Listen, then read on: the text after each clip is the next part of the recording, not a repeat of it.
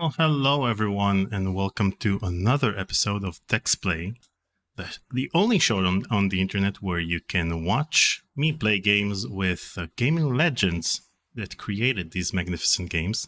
And today we're going to continue playing Indiana Jones and the Fate of Atlantis after taking a break of about a month or so. So hopefully we can remember where we were and what we need to do next. And I'll bring Noah in a sec. And in the meantime, I'm going to thank our Patreon members. Thank you guys for keeping conversations with Curtis, TextPlay, and Tech Talk with Daniel Albu going. And I'm also going to thank our coffee members. If you'd like to donate during the live stream, you can do so in the link down below. And the top 7 donors in the last 30 days are Schwex, Girlfan, CompuArt, Doppelganger CJ, Tommy, and Ozzy Astaroth. Today we started a bit early, so hopefully more people can join in during the live stream, but we have a nice audience for the time being. Okay, let me bring in the legend, Noah Falstein. Hi, Noah. Hello, thank you. How are you? I'm doing great, thanks. Not feeling particularly legendary this morning, but getting there. The fact that you don't feel like a legend means that you're an even bigger legend than I thought you were. So before the live stream, we talked about the fact that imposter syndrome, I think, is part of being a legend, because being humble is what makes people legendary. Because once you're full of yourself, then it doesn't feel like, it feels like you're faking it. Let's put it this way. But that's it.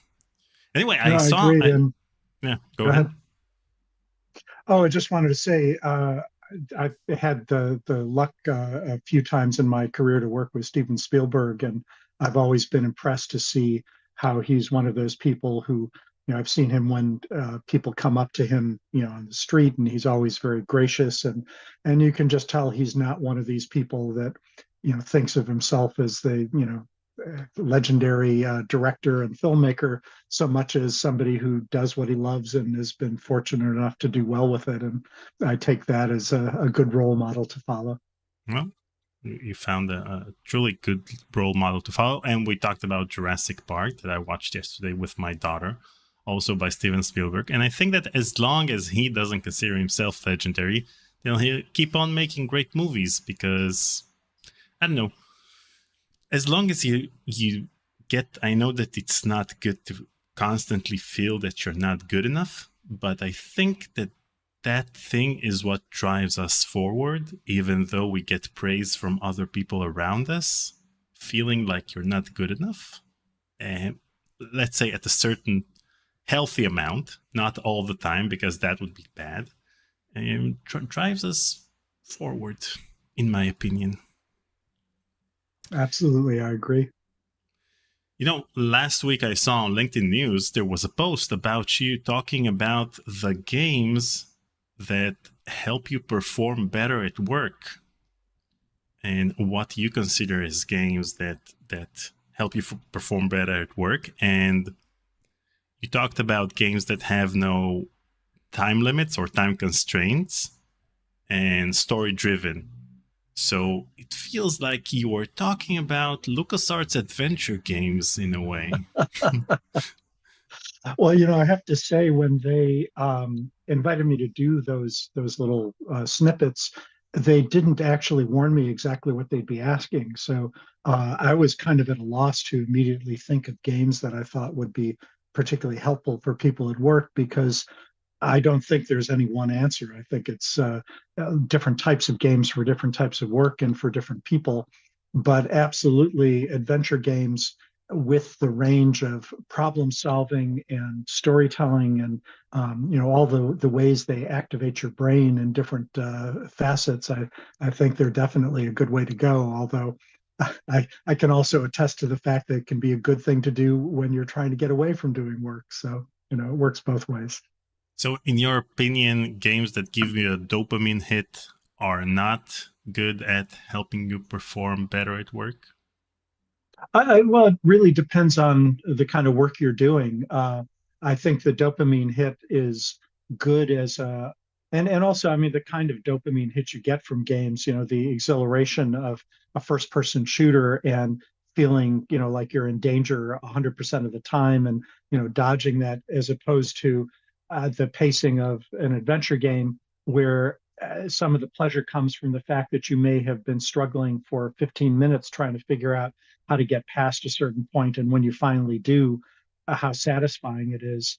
Those are a similar feeling, but they're evoked in a very different way. So I think it really depends on, if you've got a very boring job, then having a more adrenaline filled rush may be more important than if you have a really stressful job and you're looking for a more relaxing, thoughtful approach. Well, lately we've all become addicted in the conversations with Curtis community to the Adams Family pinball machine. We constantly play it and we try to beat each other's high scores. And is this considered a game that would help us perform better at work? Please say no, because we want to stop playing it altogether. We've been playing it nonstop for months. Well, I'll give you a couple quick examples that'll be relevant to this. One is that before I joined LucasArts, I was at Williams Electronics, a company that was known for its video games, but also even more so for its pinball games going back to, I think, the 1920s. Mm-hmm. And we had several pinball machines on free play at all times. And I think pinball can actually be, it's actually kind of the first person shooter of the mechanical era. It was something where you're constantly alert and it really can wake you up if you're needing a boost. But on the other hand, if you're looking for a distraction, or if a distraction's not what you want, it may be a little bit of a pull. And you reminded me of when Ron Gilbert and I were locked in a competition, in that we had been asked by Atari to review the let's see, what was it? Was it the Return of the Jedi video game, I think? Mm-hmm.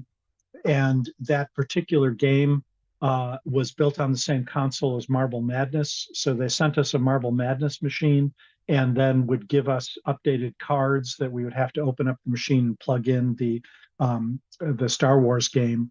And it was the Star Wars game wasn't bad, but we loved Marble Madness, and we would test it for a few minutes and then put the Marble Madness cards back in. And Ron and I were in this tight competition to see who could make it all the way to the end of that game first, because it did actually have a final level. And we were getting closer and closer. And first I'd be ahead, then he'd be ahead. And we both were having problems with our palms because they were just, from hitting the trackball so hard. And the day that we were both within striking distance of finally finishing it, Ron was sick, and he called in sick, and he pleaded with me not to play, to give him a timeout. And I said, hey, all's fair in love and war. And I went ahead, and I was the first one to reach the end of it. And when he came back, I think just a day or two later, he promptly not only finished, but beat my high score on the machine. So we went right back into that. Well, it's interesting, when you worked on Indiana Jones and the Fate of Atlantis, for example, what other games did you play in order to relax at work? Or did you play any other games at the time, or did you just focus on finishing this one? Oh, no. I definitely played other games. I was just trying to remember. I don't remember specifically then. I remember when the first Civilization came out, and it was a little bit earlier. I just put in a lot of hours playing that to the point where it was really affecting my productivity at work. And we often would joke about it within the games community that making a good game was satisfying because the players, would play it a lot. But we also knew that our competitors at other companies, we were cratering their productivity when we did a good job. And there were several times where, it worked in both directions for me. But Civilization, almost every time a new version of that came out, it just swallowed up dozens, if not 100 hours of my time, because that's a particular, turn-based strategy games are my absolute sweet spot. Not that far from adventure games in that they're not time pressure oriented, and you are puzzle solving to a degree, and having to learn how to employ all the resources you have to get to the next stage. No, it's always interesting that when I talk to game developers and game designers who worked on games back in the 90s, their game of choice at the time was never from the company they were working at. So people at Sierra would play LucasArts games, and people at LucasArts would, I don't know, play Doom, and people at Sierra would play Doom as well, or other first-person shooters. So what's up with that? Do you is it company policy to hate your own games, or to not play them outside of work hours? No, I think it's much simpler in that. Well, there's two aspects of it. One of them is just that the familiarity of the game and having to do it over and over again means you probably are, replete and just don't want to play it anymore. But even more so, I don't want to get too far into this, but I have friends, actually, Raph Koster and I have talked a lot about the psychology of games and intrinsic versus extrinsic motivation. And when you're being paid to work on a game from your company, it changes your mindset a little bit, or the same thing I hear from, professional sports players, that they may love playing their sport for fun, but when they're doing it on the field as a job, it has a different kind of feel to it.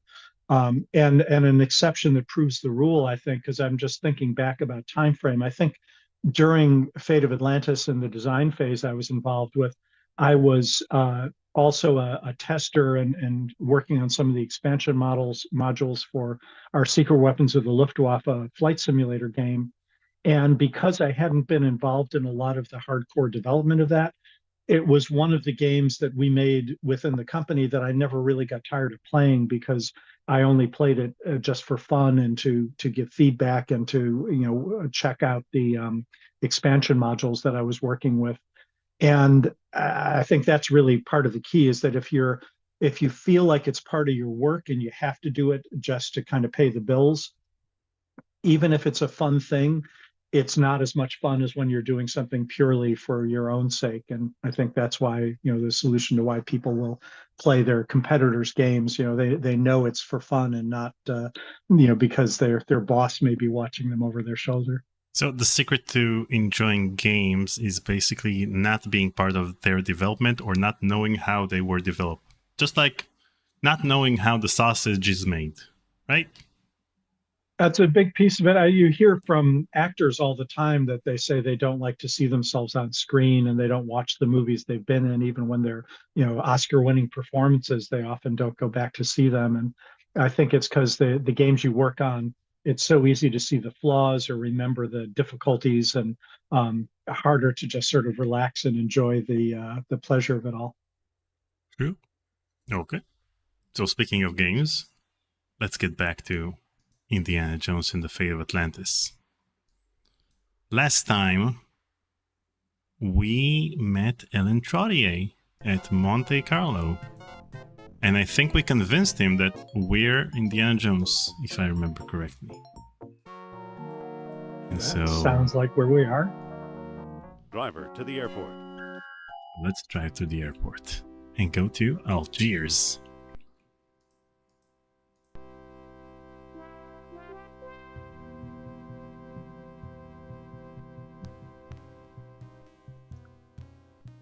Over the years, I've had a chance to go to a number of the locations where this game was set, and Algiers is not one of them, but I have been to Monaco, and it's always very strange and surreal when you start to recognize something from the landscapes of the game art that you played with.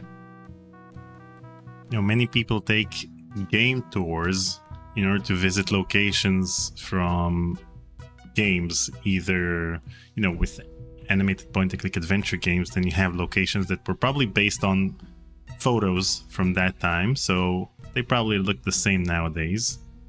But, with FMV games, actual locations, like, for example, locations in Germany for Gabriel Knight 2, so people visit those locations. Okay.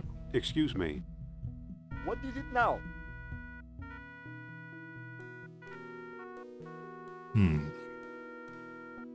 Nice Wait. place you have here. Thank you, Effendi.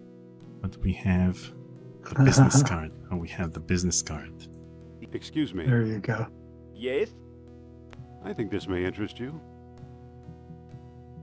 Ah, the business card, Monsieur Trottier. That's different. Perhaps Mr. Al-Jabbar will desire to speak with you. What's up with the speed? Okay. Wait here until I get back. And I will say, just the scene reminds me that years later, Hal and I worked on a Matahari game, which is a whole different story, but we were very interested in the idea of things like that card. Oh, that's right. Here's where we have to follow the red fez. Mm-hmm. This was one of Hal's inventions. He loves these little arcade game kinds of segments that I think reminded him. There he goes. Reminded him of what? Of the arcade games that he did on the Apple II before he joined us. Makes sense because they're pretty pixely. Yep.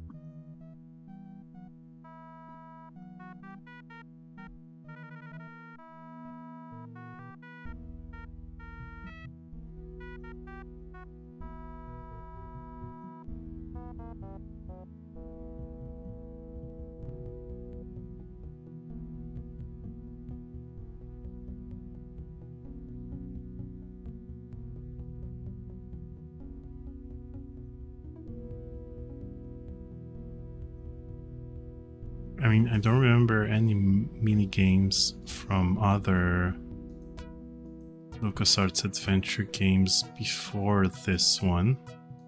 After this one, we had, the mini games in Full Throttle and the mini games in Sam & Max Hit the Road. Well, we had something like mini games in our Last Crusade game, the tail gunner on the airplane, for example, that was set up, and it was kind of that was experimenting with how far we could push scum. I remember with that one in particular, I had to work with Ron and he in turn with Eric Wilmunder, and finding ways to make scum work a little bit differently in real time, because it was never really designed that way in the first place. And I think that those changes made it possible to do games like this and the more advanced ones you mentioned. I see why people complain about this sequence now. It's pretty tricky. Wait, but the shopkeeper didn't wear the red fez. I think we need to give him a red fez in order for us to follow him. Or am I misremembering?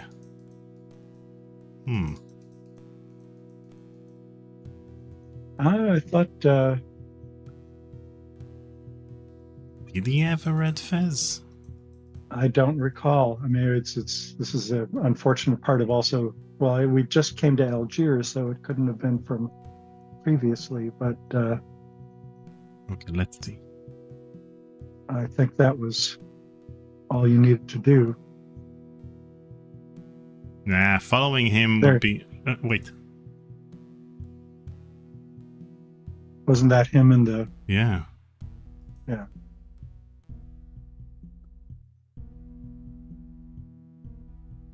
So this is in Okay. the... Okay, so the... Yeah, I mean, I think The you need white to catch dot. him when... The white dot is the servant, and the red dot is the man in the fez, the red fez, and we need to get him in the market, then get his fez. Ah, okay. Okay, let's find him. I didn't recall that. Yeah, as I said, this was one of the reasons I wanted to do this path is that it's one that I have never actually played through all the way on my own, only, worked with other people as they were doing it or watched them. So I'm enjoying seeing some of these aspects. I remember talking to Hal about the design for this part of the game, but he implemented it after I had left. There you go.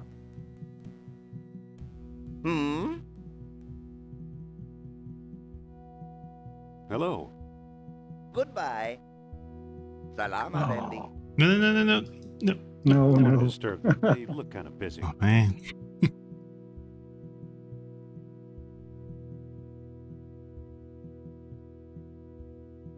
I mean, that was tricky. I think it was easier after the team path is the first path I completed. And I think that after completing the first path on your own, then the Wheats path makes more sense. Because you know what you need to achieve. Yeah. Okay, let's see if he's here. Jeez. Well, this puzzle and some of the others fit into what I've talked about before of how the constant complaints we got from people who felt that they weren't getting enough hours of gameplay, and this, as we're seeing, can take a long time to complete this particular puzzle, and you don't need to add more content to just make it difficult. It's because it has that arcade element and the difficulty of catching them at the right point at the right time. And I think most of us, at least I certainly am, a little embarrassed about how far we have to go in that direction. But when we tried to make a game, there we go.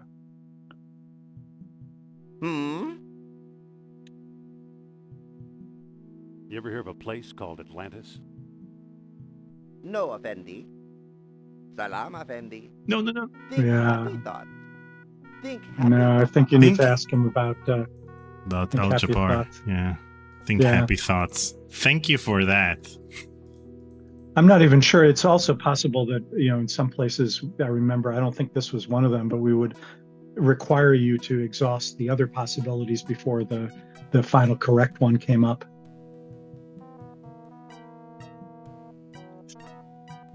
Let's wait here. When we tried to make games simpler with Loom, and Brian Moriarty was sure that having a game that was easy to complete would be more popular. He was right, but only because he was way ahead of his time, and I think he was coming up with the idea for what we now call casual games. Okay, maybe now. Let's see. Yeah, there you go. That's a good way to catch him. Excuse me. No, because now Indy said, where do you go? Yeah. Nice fez. Nice fez. Why, thank you. Are you here for the festival? No, but that's quite a hat. Do you like it?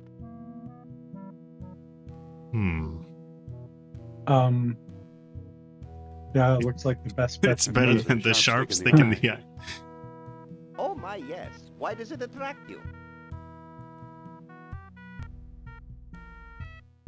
Why does it attract me? It's kind of festive. Aha, you observe closely, my friend. With a fez, one becomes truly festive. Undoubtedly, you feel envy, no?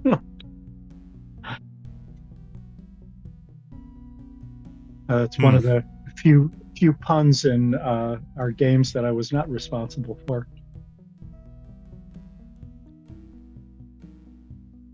Das Janir in the chat wrote, hello everyone, it's my turn to thank Noah for his work on this game. As an Indiana Jones and Adventure Game fan, I love it. What you accomplished along with Hal and company is fantastic. Thank you. You're very welcome. It's so nice to hear people appreciating it all these years later. Well, of course you are, but there is no need. Here, take my fez and join in the festivities. Wow, that's it. There we go. say thanks a lot. You're welcome. The very act of giving it to you has lifted me to a higher state of festivity.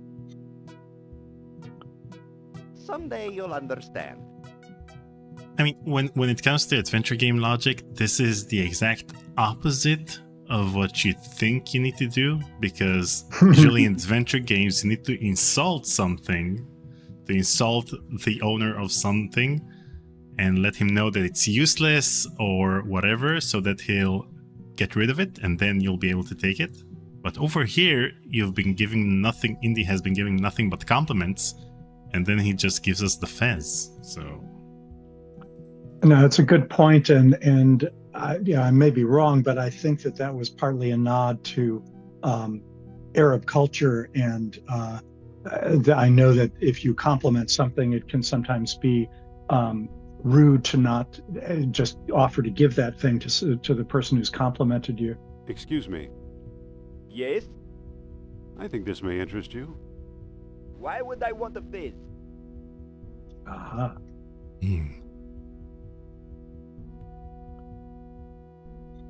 It will make It'll them make you look look taller. Really? I could be taller? A veritable giant among men. Let me see that fez. Mhm. Why, I'm taller than you. Quite a bit taller. Thank you for making my life complete, Effendi. My pleasure. There you go. Excuse me. What is it now? Could you go see Mr. Al-Jabbar again? Well, now, since you have contacts among antiquities dealers, I guess I could see if he is available. Wait here until I get back. I mean, it's interesting because it seems like what I needed to do was to follow the servant without his red fez until Indy gives up. He needs to say, I lost him. And then, and only then, can you ask the person with the red fez give you the fez. Yeah, I think you're right.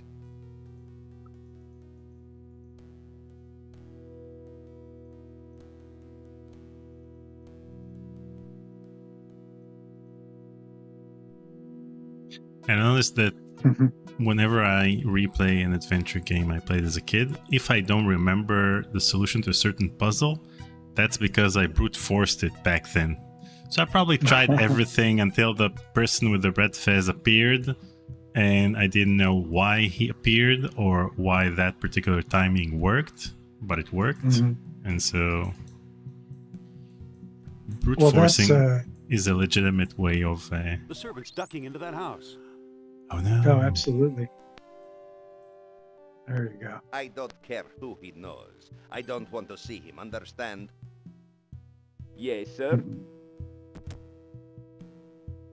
Aha! Dr. Jones, I suppose. What an unpleasant surprise. Shall I remove this peasant, master? That won't be necessary, Paul. Now be a good lad and alert the police while I entertain our guest. But... We'll talk about your punishment later. Well. I had no idea the famous Indiana Jones was such a fool, traveling so far and risking so much in pursuit of a mere myth. It's no myth, as you well know. No? Let's talk it over. My house is your house until the gendarmes arrive. Now let me blow your mind. You probably know about the IQ points, the Indy quotient points. But of course.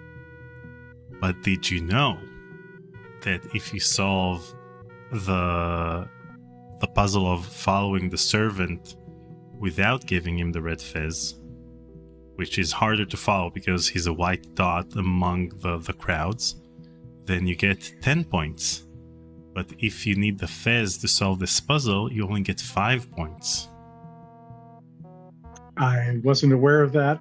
I do remember that, we spent a lot of time balancing numbers of points just to ensure that the only way to get every single point of the game was to do everything, often multiple times, and you have to go each path, and sometimes, as in this case, do different things on the same path in order to get all those points. So over here you had two solutions for the puzzle, but using the fez would land you less points. We were being punished for using the fez. Okay, let's see. Stop! Leave my... Doesn't seem to close. Doesn't seem to close. You can't do this. Oh, I can.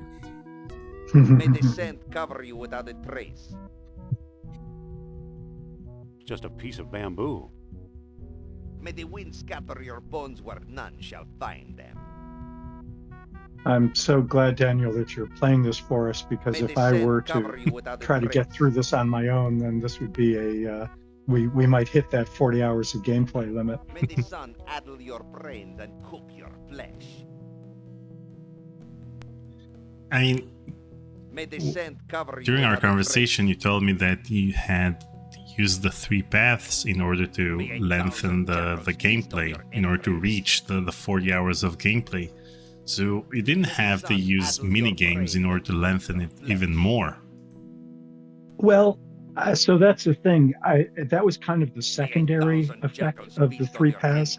The primary reason that I thought they were a good idea was that it causes the game to be self-modifying, so that it kind of fulfills the expectations of the player. And as we talked about last time, we did our best to try and guide the player onto the path that most fit the way they like to play. And a large majority of players, never got all the IQ points. I would say actually most players only finished the game once, if they finished it at all, on one path, and were pretty satisfied with that. From I remember the letters we got back at the time, and certainly the many times I've talked to people since then, that there are others who years later would go back and try the other paths just out of curiosity. But at the time when the game came out, it was more a matter of having the paths to make the game feel different to different players and different player types, and therefore reach a wider audience.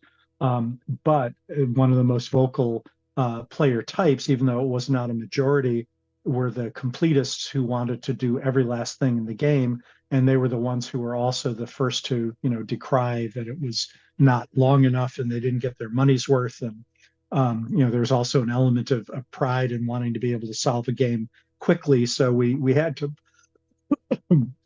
put in a lot of those elements that made the game more complex, or as with, the mini games and some of the maze stuff, sometimes even more tedious.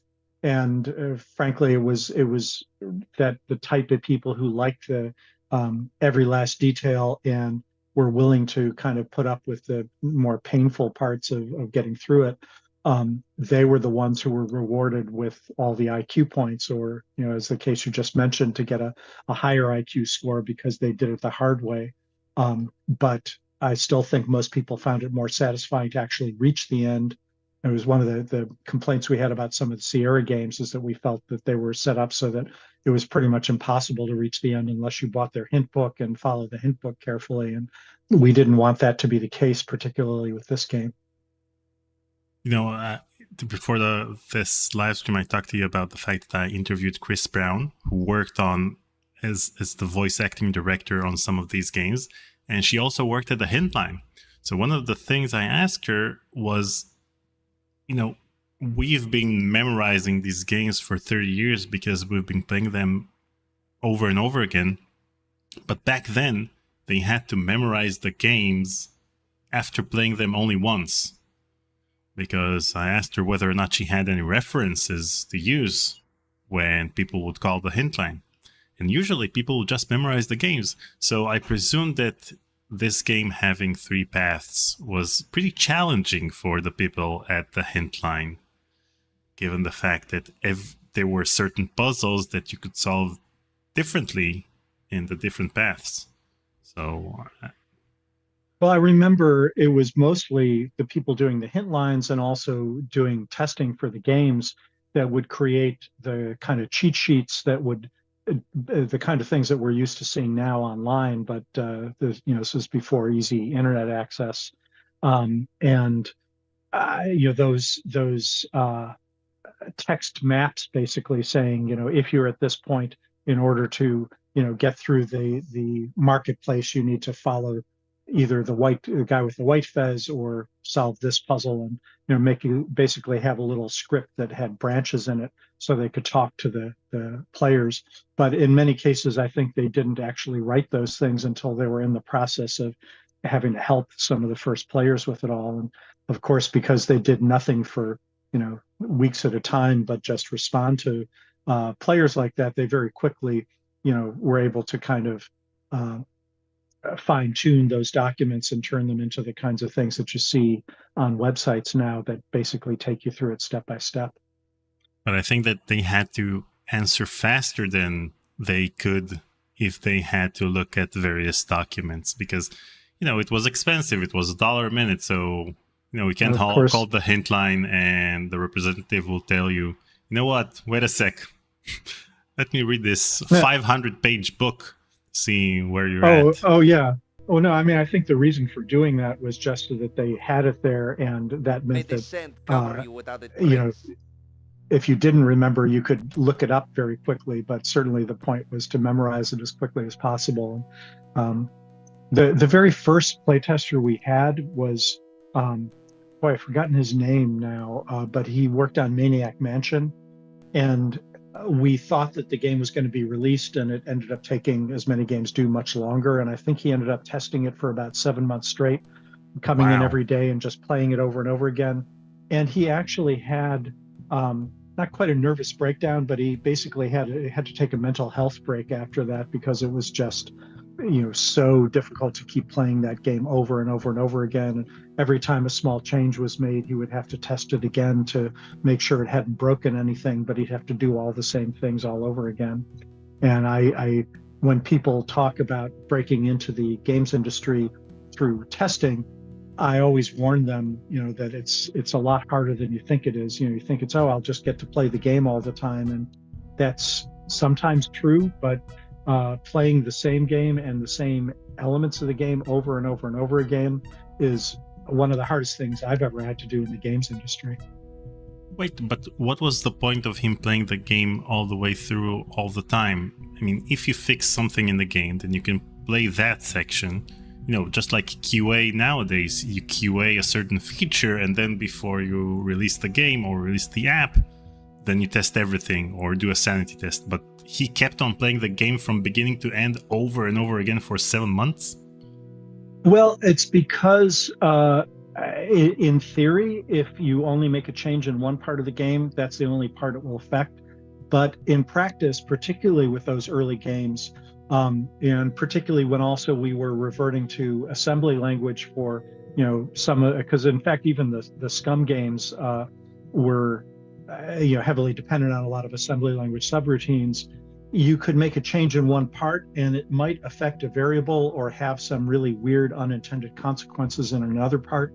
And if you didn't play it all the way through, then it was possible you missed something that would suddenly be broken in a path that you hadn't chosen.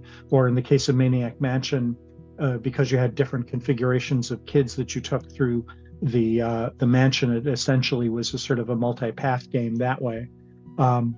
And most of the time, I mean, that's actually part of why it was so frustrating, because most of the time you play it through again and you have exactly the same results. And but if you didn't and you missed that one time when it was going to cause the game to crash, there are famous examples, not through just LucasArts, but through other companies where they thought everything was fine and they shipped a game and ended up having to reship. I think it was one of the Wing Commander games that ended up. It was just during the transition from floppy disks to CD-ROMs. They made a change, tested the CD-ROM version, and it was fine, but it turned out it broke the disk-based version in an unexpected way. I may have that flipped around, but they ended up having to replace a huge number of games, at their expense, because they shipped it out and it was being shipped to hundreds of stores before they realized that it was defective. My personal experience with something like this is King's Quest VII. That Sierra, I keep on telling the story, that Sierra shipped in order to get it on the shelves for Christmas 1994. And for years I've been trying to find out what happened that caused a great game-breaking bug in the third chapter. You couldn't complete the third chapter, but since you can start the game from whichever chapter you want, then when I encountered that bug, it just skipped a chapter. So I don't know how chapter 3... What's the conclusion of chapter 3? But I recently talked to the producer of King's Quest VII, and he told me exactly that a developer fixed something, and they didn't think to test the entire game. And they didn't realize that what they did in a different part altogether affected this part of the game and caused that game-breaking bug.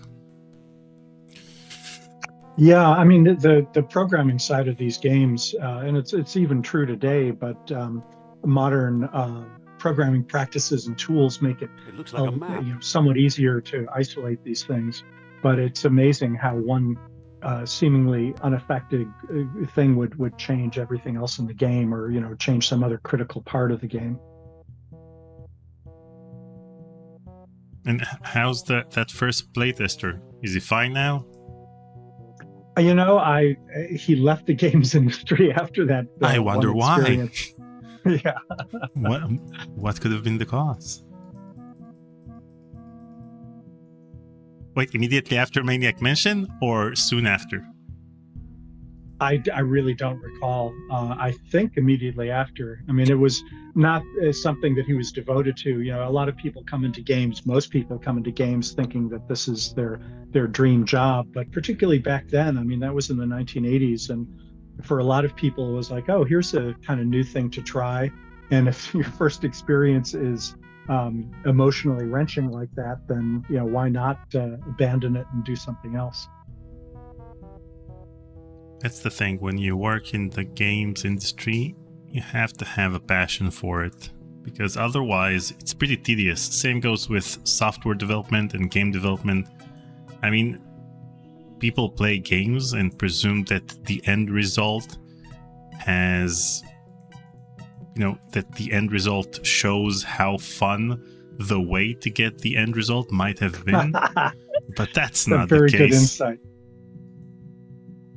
Creating games is tedious and just as annoying as any other piece of software. The fact that you have to even as a game designer, I'm not just talking about the development side of things. You need to figure out what the player might do and how that may affect the game. And blocking the player from doing various things just because you don't want to handle the various scenarios that might result in whatever the player did at that point is just lazy. But I think that adventure games nowadays are pretty limited as opposed to what you could do back in the day. It has come to a stage in which there are adventure games in which you have an inventory, but you don't have to use something from the inventory by trying it yourself. So let's say you have an inventory with 10 items and you don't have any verbs, you just have that one cursor and you click on something. And so the game itself will find the thing in the inventory that needs to be used with that particular thing. So you lose that entire interaction that we used to have with games of trying everything with everything. So we just click through entire games just not to deal with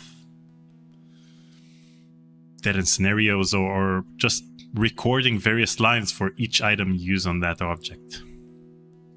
Absolutely. Yeah, and it's I think, well, boy, there's so many interesting, reasons why it's kind of evolved that way. But ultimately, when I talk to people about designing these types of games, you really want players to have that aha experience of, solving a different problem.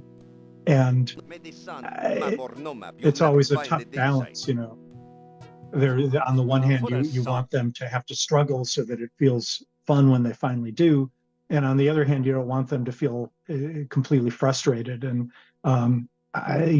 games in general follow something called the flow channel that certainly all game designers are familiar with, of a way of kind of threading the needle between boredom on the one hand and frustration on the other.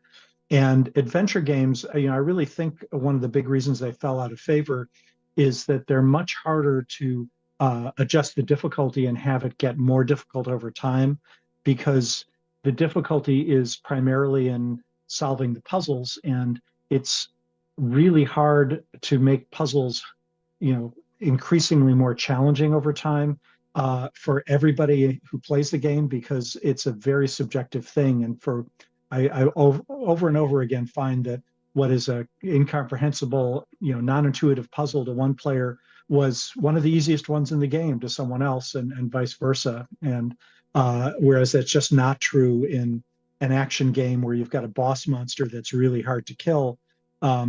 It's hard for everybody to do it, and it's a lot tougher for us to get that kind of tuning right in adventure games.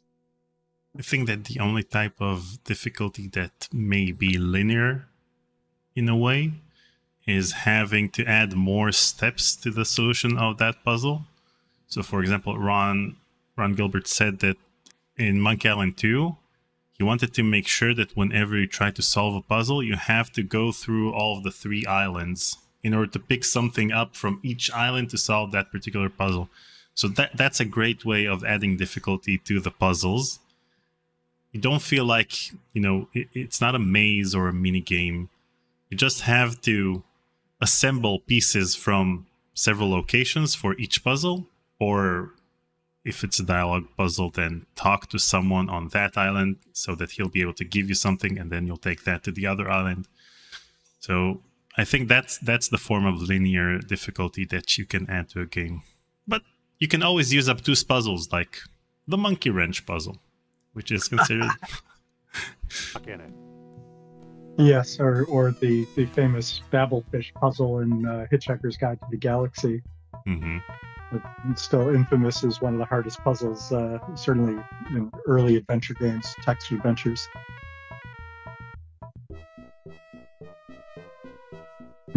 Okay, so here we need to navigate the desert with a camel,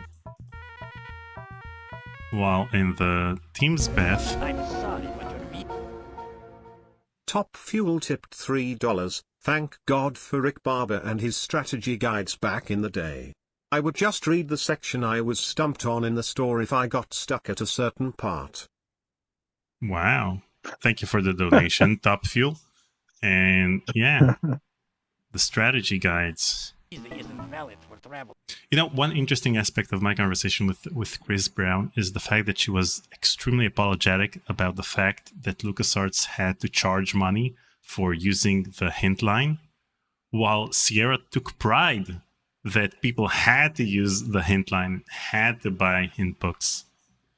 So that's why I like LucasArts more.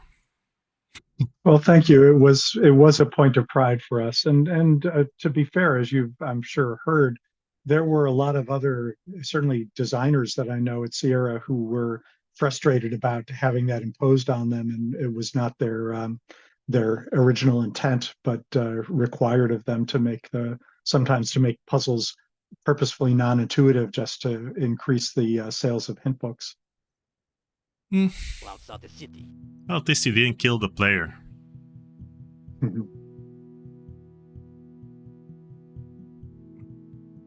Sorry, it won't happen again. You better not. Now, get back. What? Okay. So I need to find the dig site.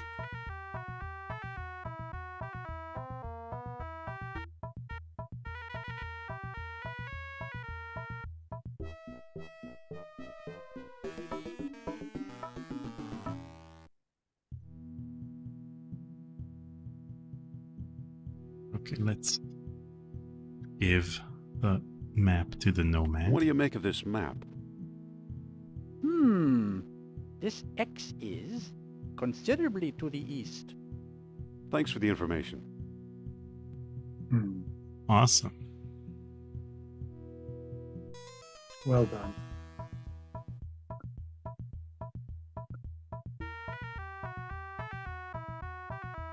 Considerably to the east. Get back. Oh, I've been trying to run from these people. Yep. So we've got too many games in the last 30 minutes. Yeah. I can see how that would frustrate some people. Okay, so this was east. Let's see Get where. back. Oh man. I'm sorry, but your visa isn't valid for travel outside the city. How dare you stop me? I'm a duly sworn officer of the Foreign Legion. You're right, I forgot to apply for a visa. Then I won't shoot you this time. Ooh. Now, I was just talking about killing the player and I forgot that you could actually die here. Desert.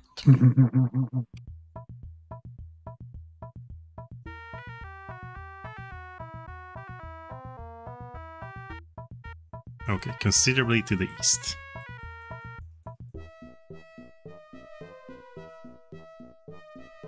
Hey!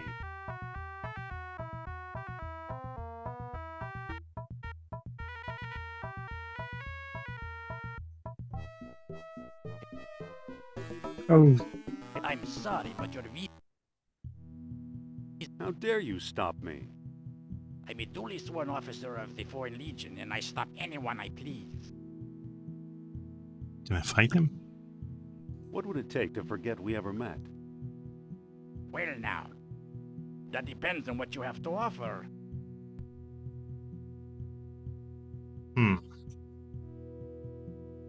trying to remember if there was a limited bribe Here you you could go, my give man. to him. A rare and beautiful soapstone statue. Why, thank you. Go in peace. Okay. He was stuck in the corner there. There you go. This was fruitful.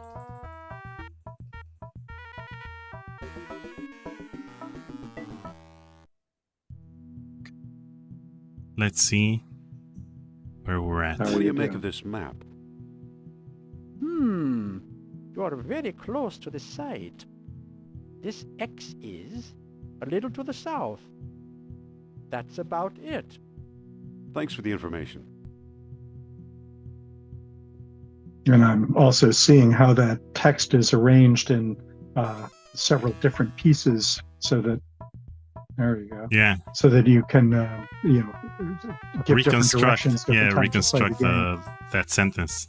A little to the east. game. Yes. Looks like I lost those guys.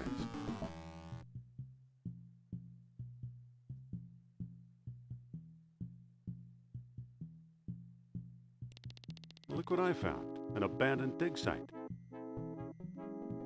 Ooh.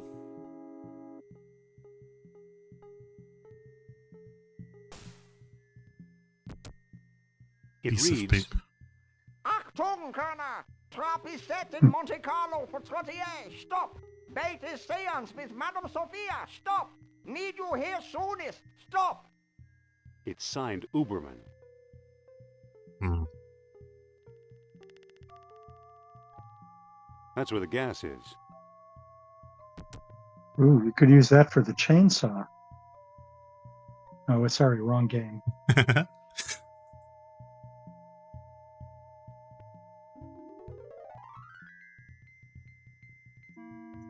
Let's see. And also looking at this, I'm reminded of how few pixels are actually changing on the screen, unless the whole screen is scrolling, and how we had to be very careful about not stressing the processors, particularly back in the Commodore 64 days.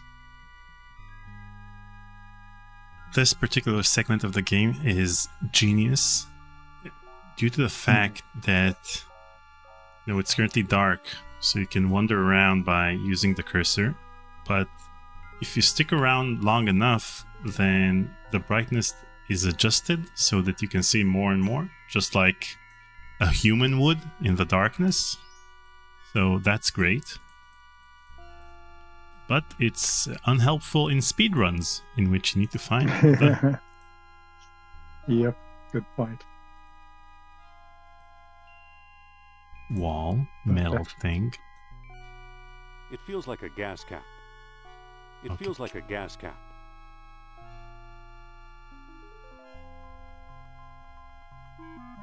It's a clay thing. It feels like a clay jar. There's a coppery bead in here. Ooh, Wow. What else do we have here? Wall. This feels like a wall. I mean, you'd think that Indiana Jones would have a lighter. mhm.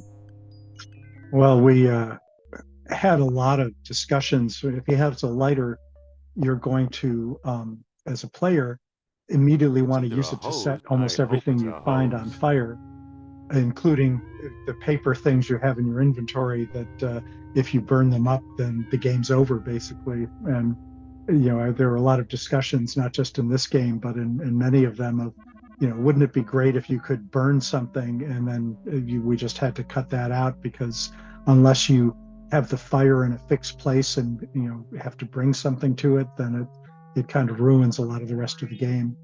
But yes, I can see how your eyesight is adjusting there. Yeah, just like Steve Purcell didn't want to give Sam Max guns throughout the game, Yeah. because then you just shoot everything. What else do we have here? We have It's a the hose. hose and It's an empty clay clay jar. jar.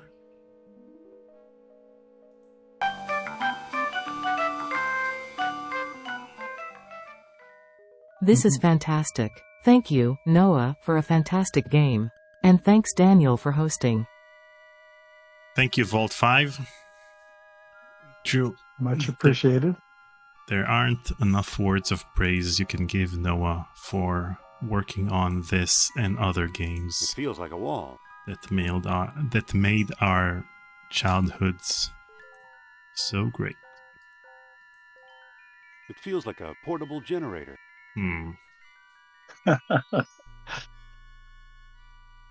He's got a good sense of touch. Yeah. This ceramic thing. Okay, we got the plug. And... okay, I think we got everything. Not sure.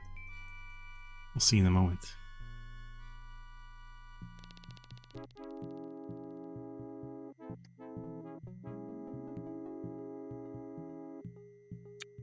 Brett Farkas in the chat says, I remember the story Noah told that Star Wars socks licensing made Lucasfilm more money than LucasArts games.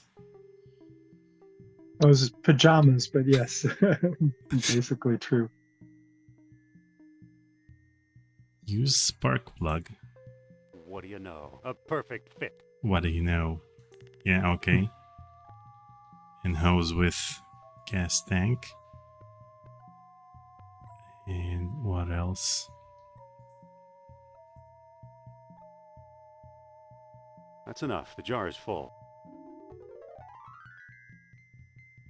Okay. There we go.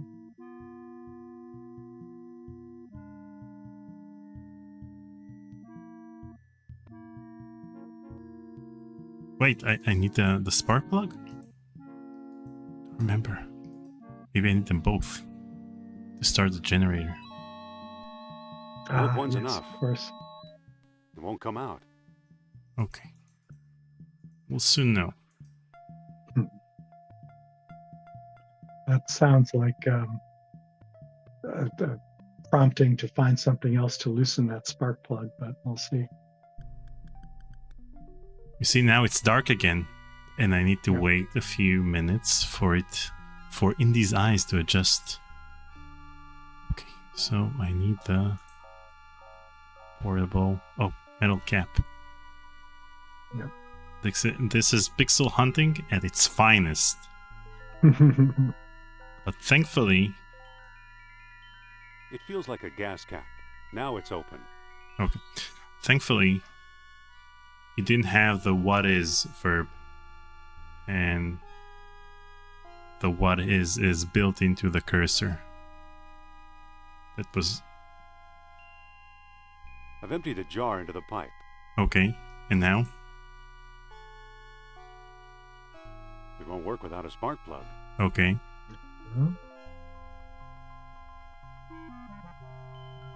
Let's do this.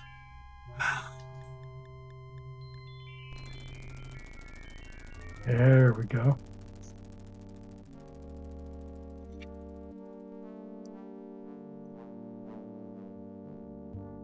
I can't move it. Well now, here's something the Nazis missed. Yay! Look at that It statue. resembles that statue Kerr stole from me.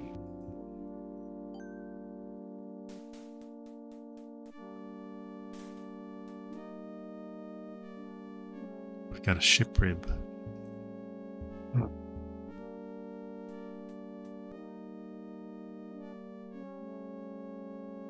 I don't think that'll work. There's a mural behind this crumbling rock. Who knows? Might have been a map to Atlantis, but now it's unreadable.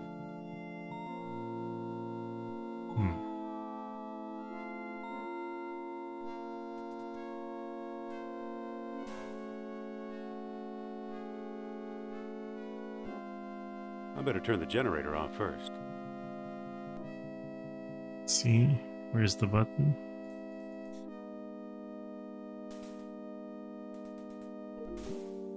It's an on-off button. Now let's pick up the spark plug.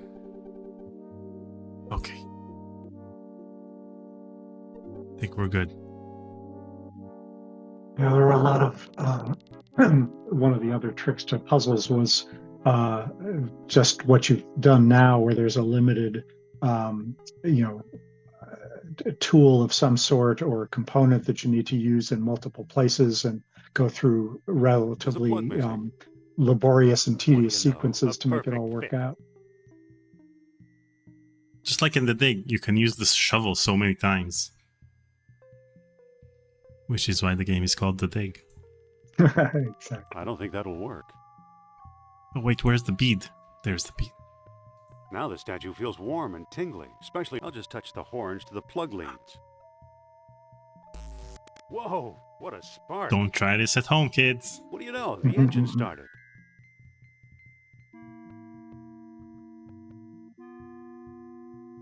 But that doesn't seem to work. Monte Carlo, here I come.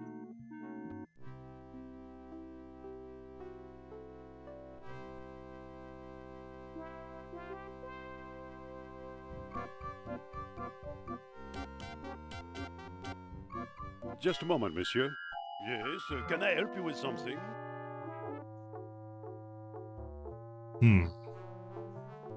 What should I say, Noah? I would ask about Madame Sophia. Are you here to see Madame Sophia?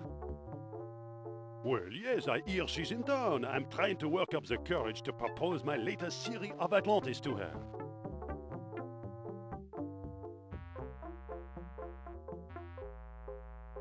Well, let's be encouraging. Why not the first one? I love the fact that you throw Sophia under the bus. The Yeah, fourth really. What theory? I'd love to hear it. It concerns the location of the lesser colony. Oh, very clever, Dr. Jones. I can see you're trying to goad me into revealing my secret knowledge of Atlantis. Well, it won't work. Au revoir, monsieur. Should have Just a depended moment, on you monsieur. to pick the right thing to say What here. now, Dr. Jones? At least he doesn't run away and make you chase him again. Monsieur Trottier, you're in trouble. What makes you think so? Listen to this telegram. Octung Kerner, trap is set in Monte Carlo for Trottier. Stop. Bait is seance with Madame Sophia. Stop. Need you here soonest. Stop. It's a Nazi plot. Take a look for yourself. This flimsy piece of paper proves nothing. You True. cannot. I mean, he could have written that. Au revoir, monsieur.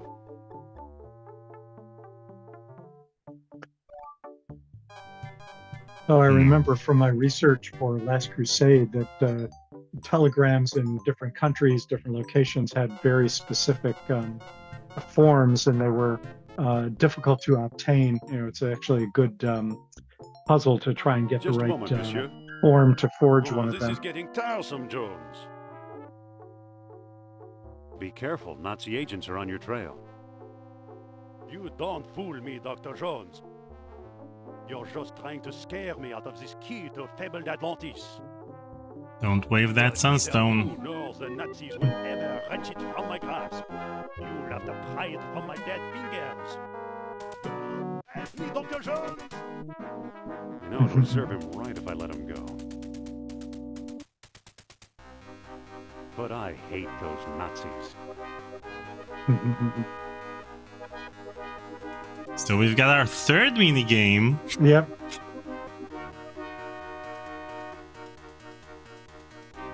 Oh man, my car is stuck.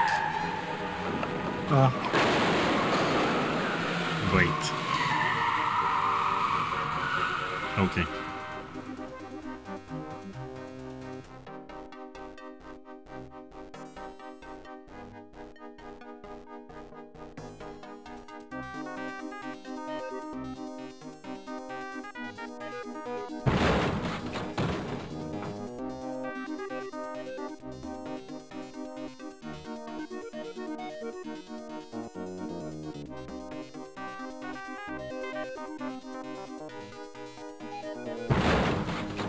I mean, what security measures did cars have back in the 1930s?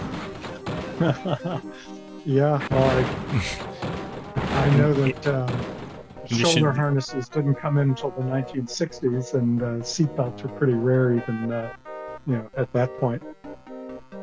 I remember that in the 90s we still didn't have... It wasn't mandatory to use seatbelts in the back seat. Yeah.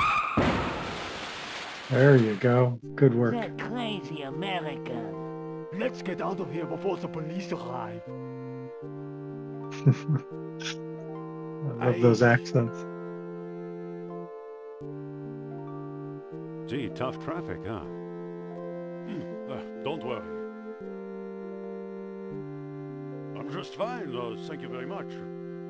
Dr. Jones, you deliberately ran into the car. Yes, I did, and I saved your life. Give me a moment to collect my thoughts. I am very grateful, sir. You made me see that an old coward like myself cannot outwit the forces of darkness now gathering in Europe. But you, Dr. Jones, with your courage and persistence, you might yet succeed. I plan to try. Good. Listen here. Recently, I acquired a Sunstone, one of the oddly shaped keys you will need. More important, I know where to find an entrance to the lost city itself. Wow. I don't recall if I mentioned it in the last segment, but for quite a while, the name of the game was Indiana Jones and the Key to Atlantis, or Keys to Atlantis. And I forget who it was. I think maybe one of our marketing people who just felt that keys was not strong enough. And I do remember we had a long debate and came up with many different alternatives. And I think Fate only narrowly squeaked through. I don't recall what the alternative was that somebody else was pushing, but I think Hal and I were both sticking up for Fate of Atlantis, because that just felt more in keeping with the kind of gravity that the Indiana Jones stuff would try to do. Wow. So this was a last minute thing? It wasn't last minute. It was fairly early in development, but once that change was made, it stuck. I think it might have been far enough along that they wanted to announce that it was in development and weren't sure about the name. But I do remember Keys to Atlantis was on some of our early documents. Yeah, just like Revenge of the Jedi, which was renamed Return of the Jedi. This was your revenge. Over here, the title of the game was translated to Indiana Jones and the Secret of Atlantis.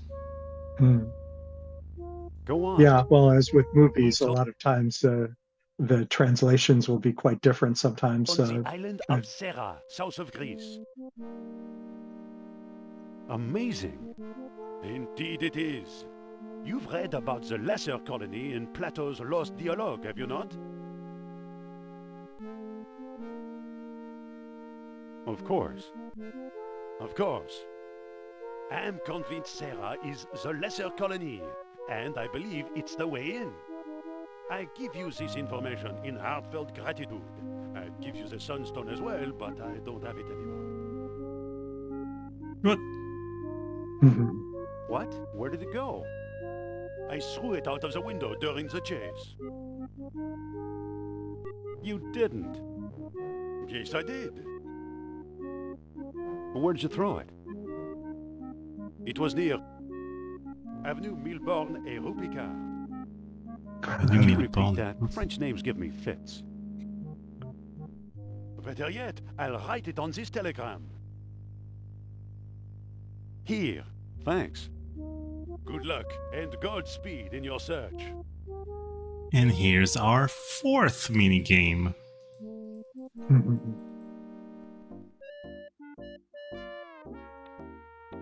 And Milborn, of course, is a famous French card game that I remember playing as a child frequently. It says Avenue Milburn and Rue Picard. Okay. And this is? I'm at the corner of Boulevard des Guerres des Étoiles and Rue de Règle. This is gonna take a while. Right.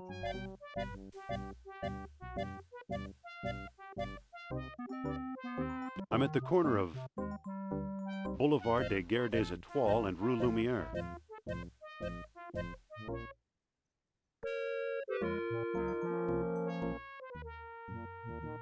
The one in the chat says Star Wars in French. How is Star Wars translated to French? There was a Guerre de l'Étoile. I'm at the corner of Boulevard des Guerres des Étoiles and Rue Aubergine. No, that's not this one. It says Avenue Milburn and Milburn and Rue Picard.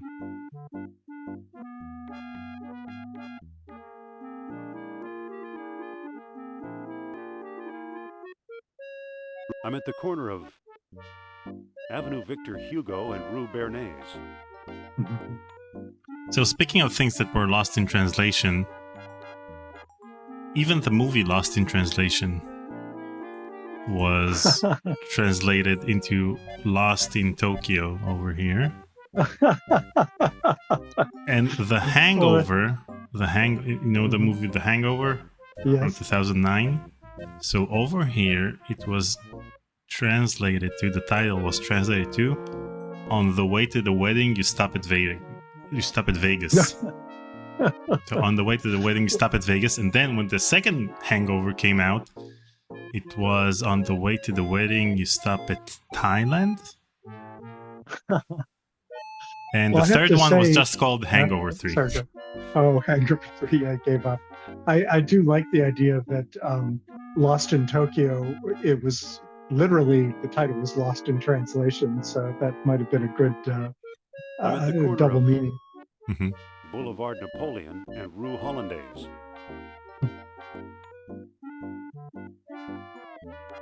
Wow. So are you having fun searching for your street sign? Getting your $40 worth? I mean, the mini games could have been spread out better in this path.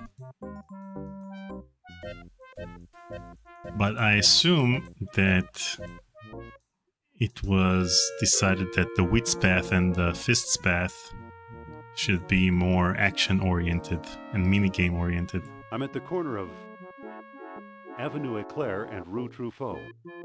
Oh, jeez. Have we been over here? Makes you appreciate, having Google Maps. True. I'm at the corner of Avenue Milburn and Rue Truffaut. Ooh, getting warm. It says Avenue Milburn and Rue Picard. Okay, okay.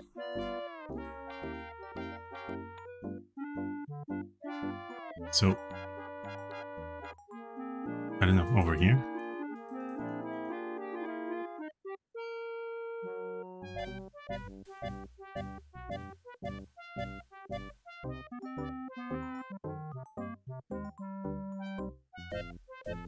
I'm at the corner of Avenue Milburn and Rue Picard. Hey. Okay, I see something down there. okay. Now we're talking. I got it! It's a small Right. wheel-shaped stone carved with solar images. Awesome. Let's see.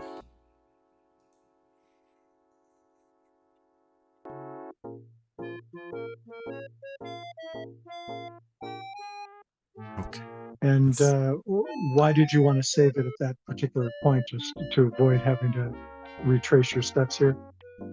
I mean, we already had an instance in the last live stream, if you remember, that for some reason we found a 30-year-old bug that caused the lockers at the yes. beginning of the game to soft lock the game. So I'm not risking it anymore. Very smart. I'm saving it just as if this were a Sierra game.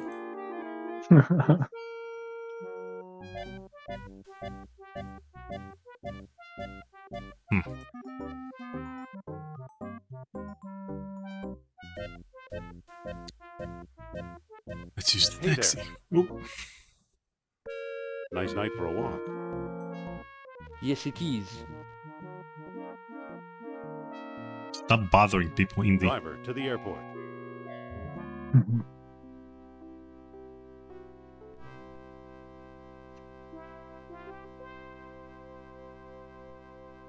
Well, here I am on Thera.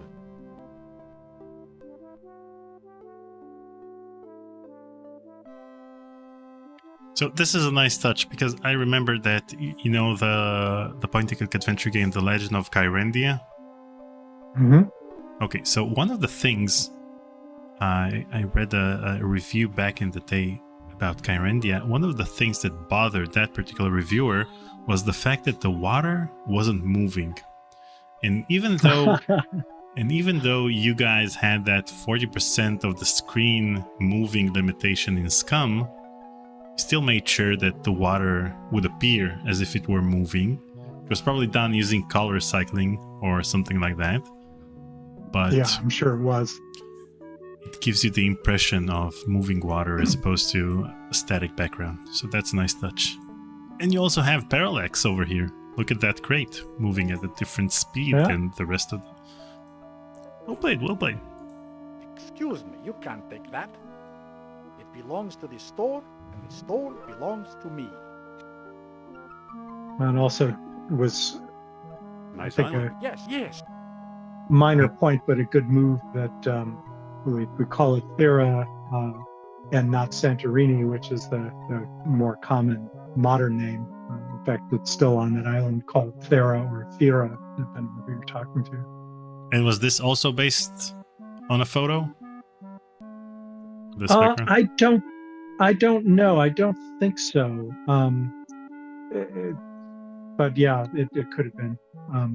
It just does not look like a specific dock there.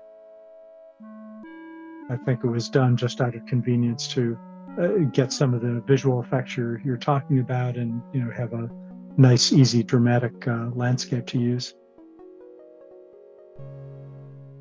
It's interesting, hearing the stories about the fact that people at LucasArts worked on both Monkey Island 1 and Indiana Jones The Fate of Atlantis at the same time, because they were both in production, and then Indiana Jones was released like 6 months later. Mm-hmm. But even though it was released later, Monkey Island 2 used scanned backgrounds, while Indiana Jones The Fate of Atlantis didn't. Yeah, well, there were a lot of decisions that were made based on how much work had been done on a project that would need to be thrown away. And it was the same thing with the audio recordings, that it was a brand new thing we were experimenting with. And, I remember Loom was the first game that we played with having a CD, but it was just an audio CD. We didn't put the data on it yet because it was still so early on. But there was a lot of back and forth about how expensive it would be to add certain features, either because we'd have to give up on a lot of the work we'd done already and redo it, or just because, like in the case of the CDs, we just weren't sure how many people would have CD-ROMs when the game came out. And thankfully, thanks mostly to the game Myst, that number went up very dramatically, very quickly. I remember looking at an adventure issue in which they started selling the Loom CD, and it cost $100 in 1992. That's like I didn't recall $300 nowadays, or $250. That's insane. Yeah. Well, I mean, it was new technology, and if you look at, like the Apple Vision Pro, it's still, insane prices for brand new, to be the leader of one of the first few people to try something.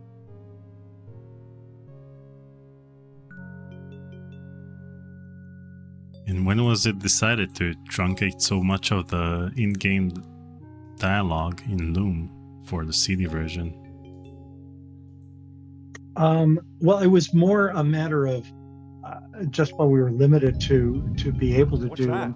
I don't recall the details. I think that Brian Moriarty he was also very interested in doing the audio drama that was on the Loom CD, and spent a lot of time trying to make that into a real groundbreaking, high quality, essentially radio performance, partly because Brian had been a radio announcer as a part-time job, I believe, before he came to LucasArts.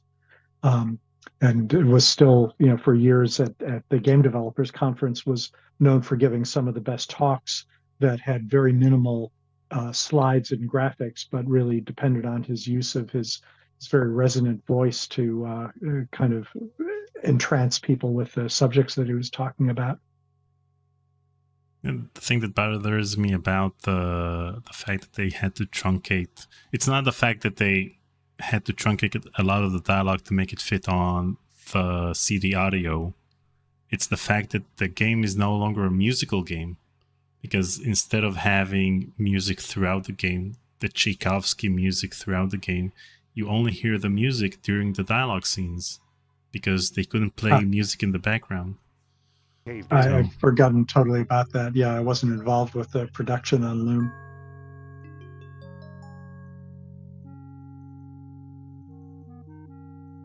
Okay, we have the entrenching tool. Let's open this bad boy. There's a note wedged in here. Indy, I know you'll find this sooner or later. The Nazis have kidnapped me. They must have found something, because it looks like we're leaving soon. Hurry, I need your help. It's signed Sophia. It's pretty ballsy for Sophia to leave a note in this particular item and think that we'll figure it out or find this item or even use it. So, there you go.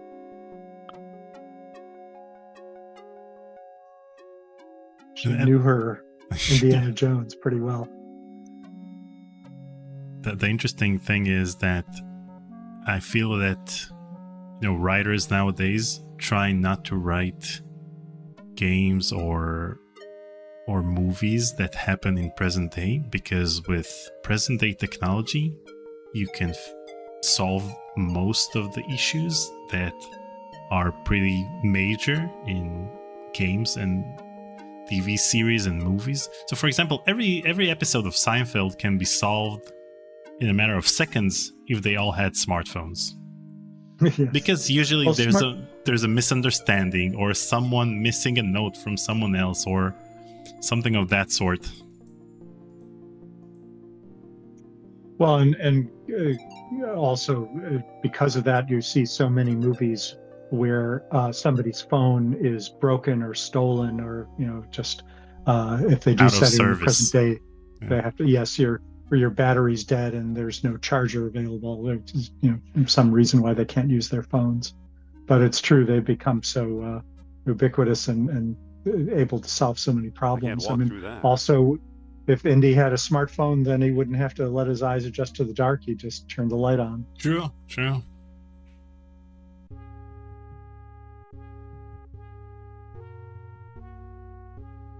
Okay, we have the door. Mm-hmm. Okay. I can't pick that up.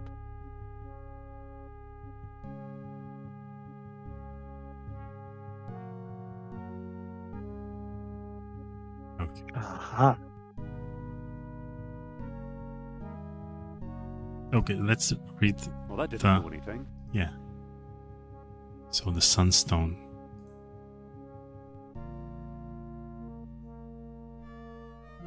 There we go.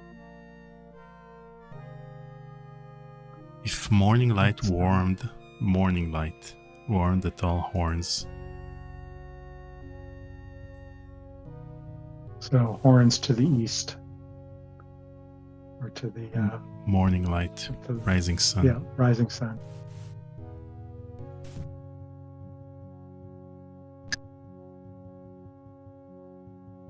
Okay.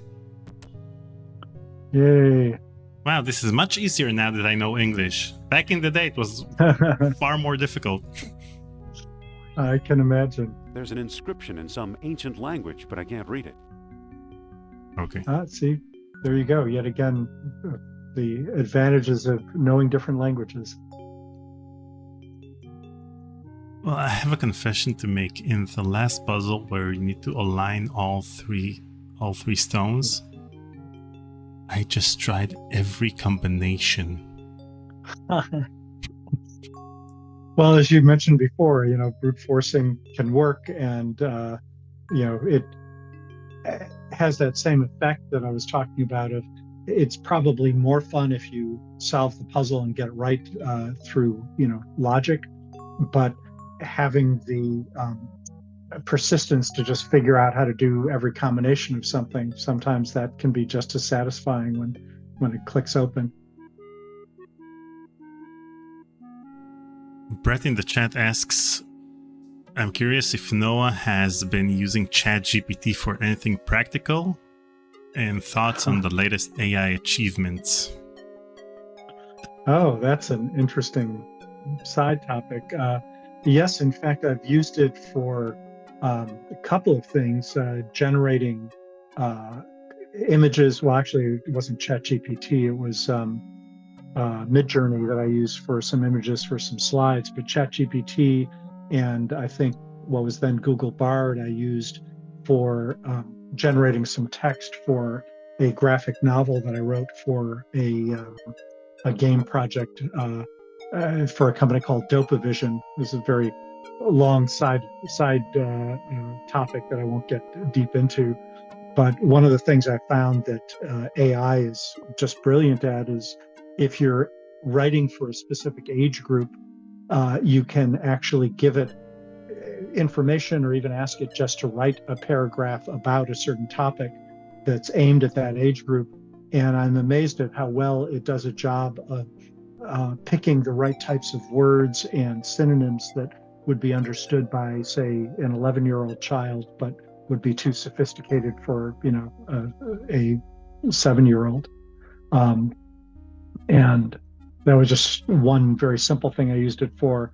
I also have been playing around with image generation as a way to get some, sort of early game concepts illustrated, because my own artistic abilities are just absolutely terrible, and it's very expensive to hire, a good artist. But it often can be a great way to kind of supplement my brainstorming with some images that in turn will sometimes set off other ideas, just like it would with a real artist, but a lot faster and cheaper than having to hire somebody. I'm kind of surprised that people are using ChatGPT for things that I still use Google for. For example, I wouldn't ask ChatGPT what's the difference between this and that, or what do you think about this product, because I'm not certain of which information is used in order to produce that response. So I still use Google for that and go according to the reliability of the sites that are presented to me. Yeah. But people are using for various searches. Oh, yeah. Well, and of course, Google and the other big companies are trying to integrate it into their search engines. And the biggest problem there is what they call hallucinations, where, like, for example, when I asked ChatGPT 3, and it was, I think, the 3.5 version, something like that, about to write a biography of myself because I needed one for a conference. And there are many biographies of me online. And it got about 80% of the information right and added in several things that were just totally wrong and made up. And you just can't really depend on it quite yet for factual information. But at the latest Game Developers Conference, I was hearing a talk about some people that are using it to help create stories. And her point was that when you're talking about creating fictional stories, it's not only all right if it hallucinates a bit, it actually can make the story better if it comes up with some, kind of crazy new idea that really wasn't intended. And it's one of the things I love about games is that we're able to often integrate new technologies and tolerate a little bit more errors or sloppiness than people who are using the same technologies for something quite serious like your bank account or your medical records. Or use the AI for an operation, and instead of taking out your pancreas, I don't know. Yeah, well, I have some friends. One of the companies I work with is a company called Level X, and they have games now that train doctors. And those games are, the company has a lot of doctors, MDs, on board because they have to make sure that the information in those games is impeccably correct. But the doctors use them for the continuing medical education credits that they need to have to stay current with their latest field. And it's a lot more fun and easy for them to actually play a game than it is to go through some of the really boring text and classroom stuff they do for the same types of educational credits. So Ozzy Astaroth, who's in the chat, has a 3D printer, and he printed various elements from Fate of Atlantis. So we have this. I think you also have one that's 3D printed. The one I have, I think, was sculpted, but let me see. Wow. Actually sculpted?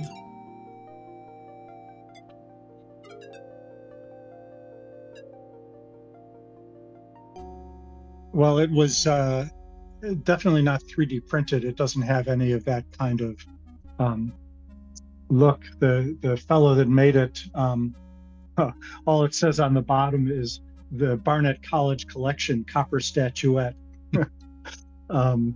But it was someone in Spain, I believe, who actually made this, and it was, I don't know, 10 or 15 years ago that I got it.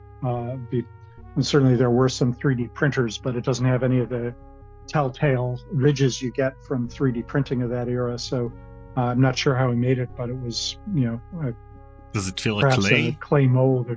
It might have been a mold. Yeah, there were only a very small number of them that I think were made, just because it was a laborious handmade process. But very glad to have been able to snag one before he stopped doing it.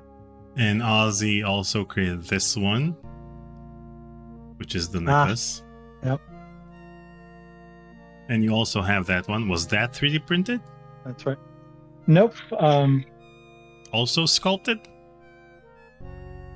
It was certainly made by the same process. I can just, tell, and you probably won't be able to see it here, but yeah, particularly with the green screen there, that there's actually kind of a little moldy finish on it, so it looks like copper that's gone green, and maybe that is in fact the case. I'm not sure how he got that effect on there, but it looks like ancient copper or a calcum for that matter. Yeah, actually, it looks like it has 3 screws in the back over there.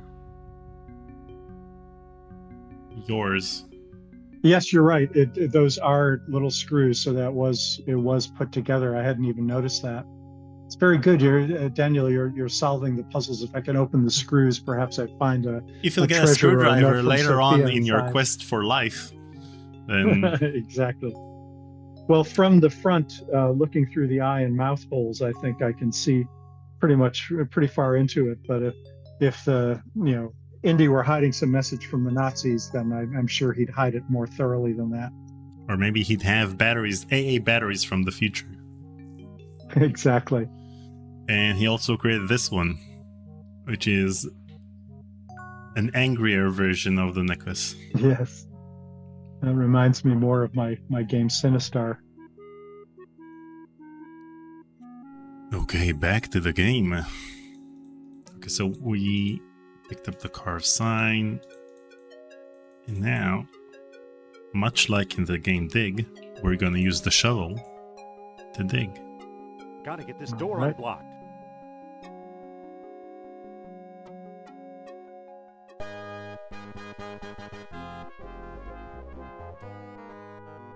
Oh, no, you don't. I've had enough. Please, madame, let's try to be civilized about this, shall we? Colonel, don't shoot her!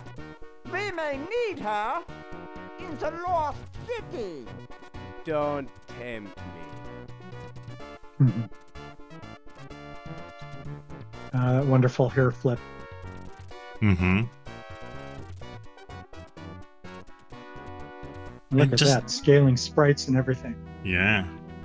By Brad Taylor. Kerner got the jump on me, and now he's got Sophia. How does he know? Yeah. Did he watch Hey, the he was cutscene as watching well? the cutscene too. Exactly. It's a plain old empty wooden box.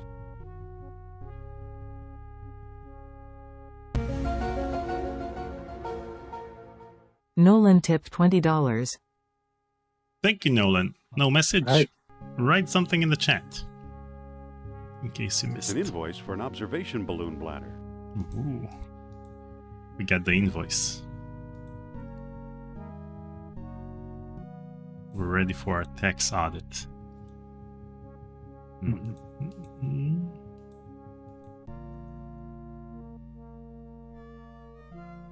This is making me nostalgic for the pixel art look. You see, that's how I constantly feel.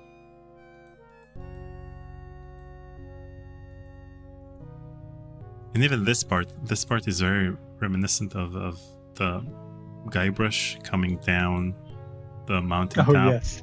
at Melly Island.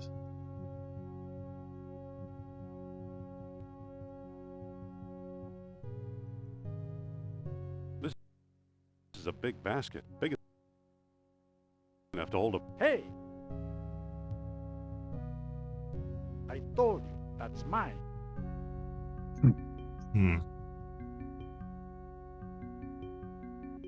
I'd like to claim my balloon. You have the invoice, of course. Of course. Everything seems in order. The balloon is yours. Well played. Hey, All right. I told you, that's mine. But I gave you the invoice. Would you accept this ancient sign for the basket? Well, let me see. My, this is a find. A perfectly preserved inscription in Minoan hieroglyphics. Never heard of them. Lucky for you, I am completely fluent. Listen. Road closed for repairs. Travelers use alternate routes from Greater Colony on Crete. That's it. The Greater Colony. Kerner's on his way to Crete. My friend, the basket is yours. Excuse me, I must study this further. Okay, so I have the basket. It's amazing what fits in his pocket or his little Yeah. pack there. You know, in the game Toonstruck, he has a bottomless bag. And the bottomless bag is the inventory, so it makes sense that everything can fit into the bottomless bag. But with Indy, yeah, the basket is in his back pocket.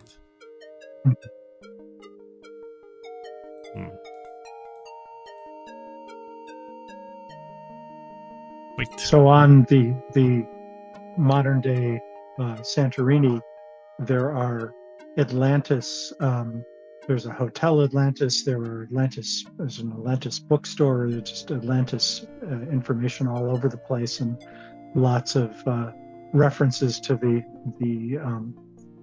legend that might have been the source of the eruption of the island there, of the volcano on the island, might have been the source of a lot of the Atlantis legends.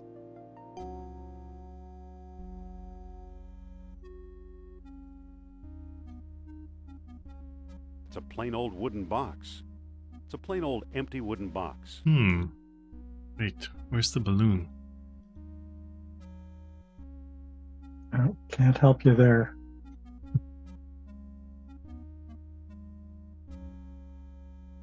Nothing here.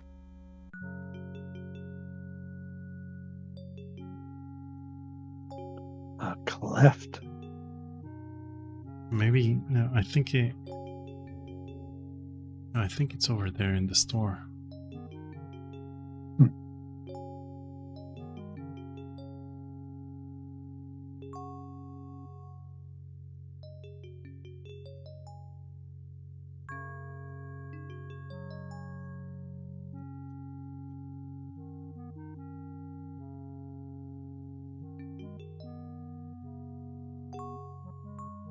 Oh, here it is. It reads one standard observation balloon bladder.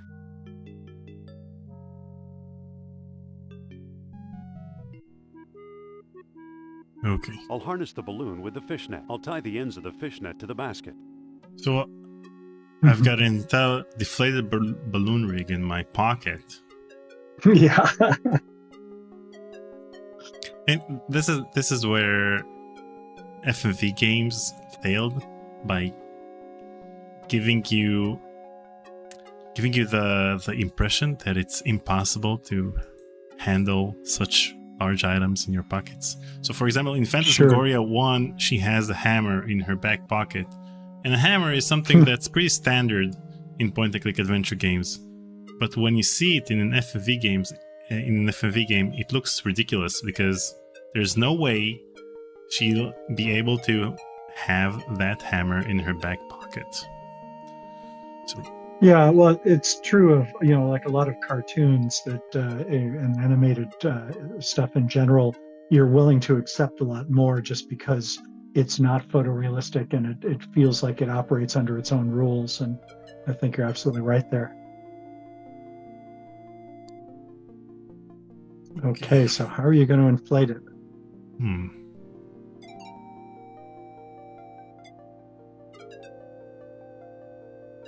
Now it should be possible to inflate the balloon. Using the hose.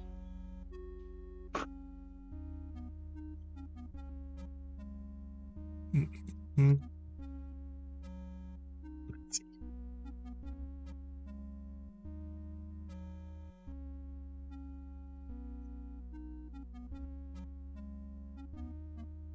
I mean, Indy should be able to inflate the balloon himself. He doesn't need any external help. Or some... It's got great lungs, full of hot air. Mm-hmm.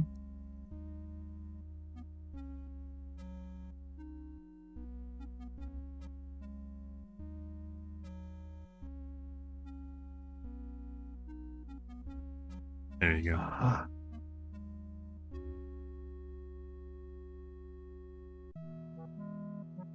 It's a long shot, but here goes. This was in his pocket. Just... I ought to be featured in Modern Mechanics for this.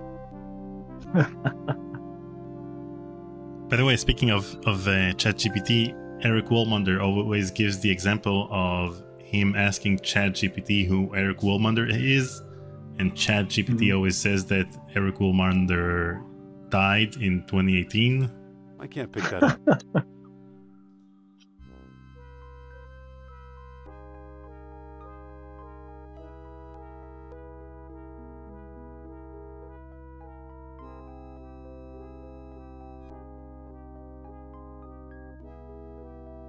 Okay, so now we need to find the U-boat. Wait, have you ever seen this part of the game? I have not. Well, actually, only on YouTube, I think. But this is impressive.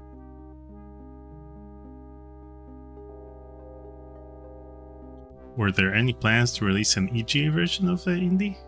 Or was it always supposed to be a 156 game? I don't recall. I think we were aware that it would be it was always an economic question of how many people had gotten a VGA card, but even more importantly, when the game was released and a year or so after it was released, what types of machines would be out there. And you don't want to stop supporting one of the older ones too early, but you also don't want to miss out on the fact that people move to upgraded to a new graphics card very quickly in those days. There you go. But yeah, that call was made after I left the company, so I don't know.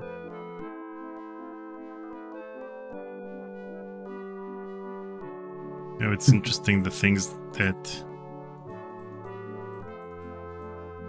you had to deal with back in the day, thinking of what technology would be available a year ahead or 2 years ahead when the game is ready. Yeah, well, it's still happening today. For example, in VR, knowing which of the different VR headsets to support, for example.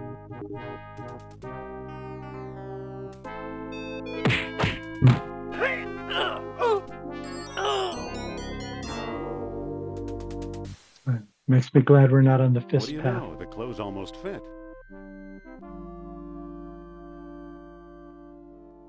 I mean, nowadays you can work on a game for 10 years and release it for the latest version of the latest consoles. But back then, the technological leaps were so big that you couldn't handle things that would happen 10 years from now. And I also And I also noticed it with my computer. I remember that back in the day, when you'd upgrade your computer every 2 or 3 years, you'd have twice as fast or 4 times as fast, depending on which computer you had at the time. And I just recently upgraded my 5-year-old computer and got the latest CPU from Intel, and it's just 40% faster than my older computer from 2019. I mean, back then, in 5 years, you could have had a spaceship compared to what you had 5 years prior to that. Yeah, well, I mean, Moore's Law was eventually going to slow down, and now you compensate by adding more cores. So it's not that the processors are necessarily faster, but you just have more of them, and that only works for certain types of processing. Certainly not everything. And I think that also CPU manufacturers rely on the GPU a lot more. I mean, a lot of the things are done in the graphics card as opposed to on the CPU. Even this live stream, the compression and the streaming of my screen is done through the GPU. The processing of my audio is done through the GPU. And, even the removal of my background is done through the GPU. It says Flugeldoofel. Flugeldoofel.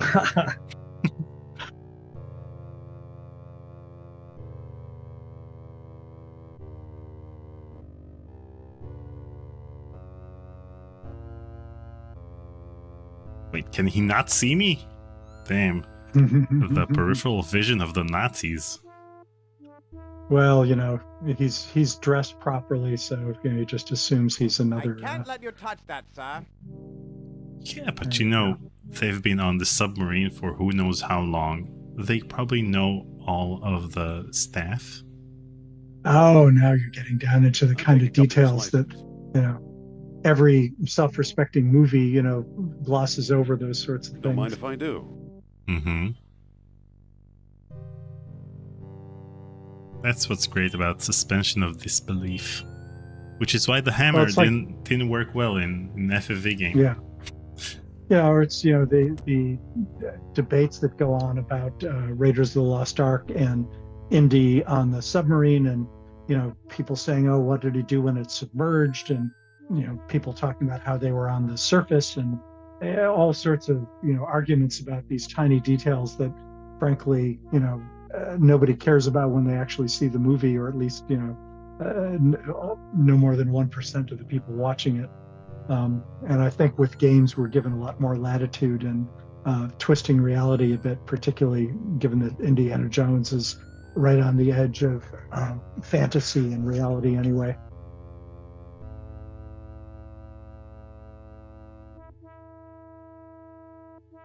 But it's fun that these things don't detract of the enjoyment, the overall enjoyment. What do you want? You look hungry. Now that looks tempting. I couldn't possibly take yours, though. Well, why don't you make your own? I'll cover for you. Would you? So the Sure. joke even of calling it the Thanks. submarine sandwich is something that I'm sure translates poorly in most countries. Even in the U.S., it's not. There are different names for that type of sandwich depending on where you grow up.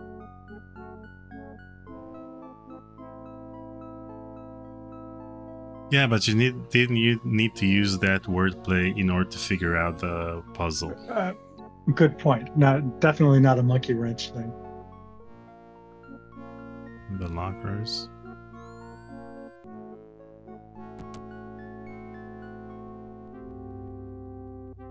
So I have to ask you, Daniel, did you review hint books or anything before playing this session, or are you going purely from your memory playing the game? I'm going purely from memory. That's why I don't remember all the details. But things that I don't remember, I have to try to brute force, just as I did back in the day. There you go. The sub's changing course.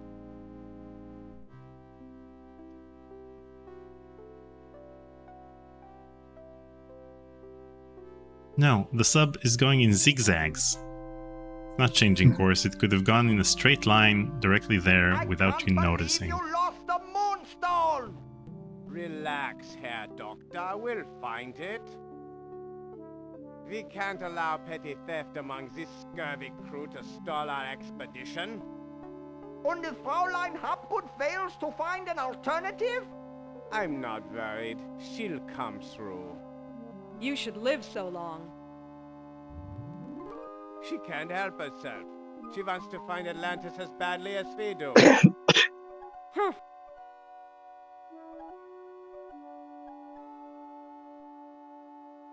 I'd better get myself out of here.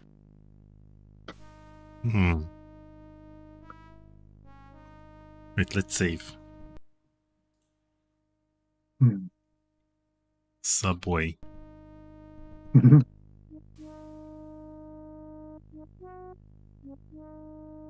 No naval personnel on deck, sir. Colonel's orders. Stand aside, soldier. I'm an officer. I have orders to shoot. Oh, my mistake. Oh, my mistake. He's handling the situation perfectly.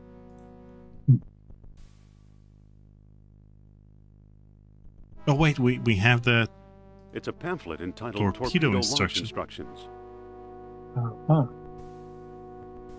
Let's launch that bad boy.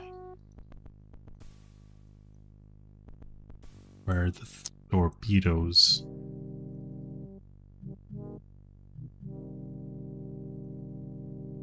It's labeled Ausgeschnitzel. Okay. It's a pamphlet entitled Torpedo Launch Instructions. Okay, it's ready to fire. So this is a nice touch. Instead of having me run through a series of steps in order to do it myself, I just use the torpedo instructions on the control panel. Yeah, I'm surprised that it didn't require you to go through every step. Yeah.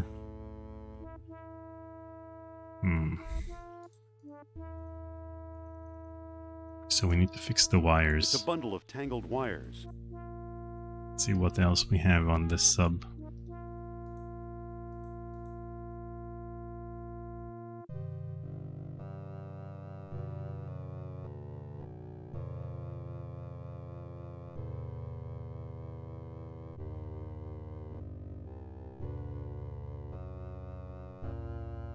So where I grew up in Chicago, they have a museum where one of the few captured German subs was brought, and you can actually go on a little tour through the submarine.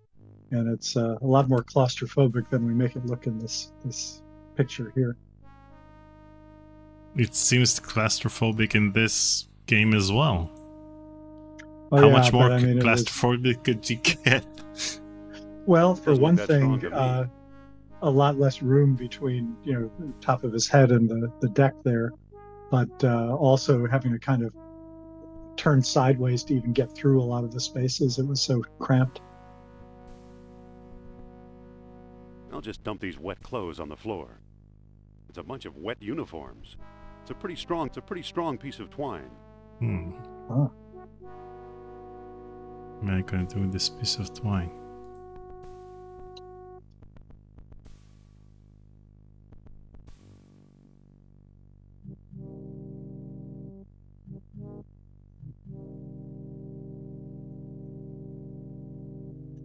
There's something, there's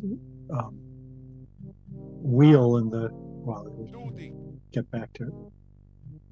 Okay, I have an oily rag and the clothesline. I think the oily rag is for the wires and the clothesline is for the lever? So the wheel down below that you've gone past, it looks like there's something hanging off of it that I suspect might be The an wheel item down you need. below? Hold on. Keep going. Yeah. This one? Right there. Yeah. It has a lock. Is there oh, it's a lock. Okay. I knew there was something that needed to be It's attended a to at some wheel point. of some sort.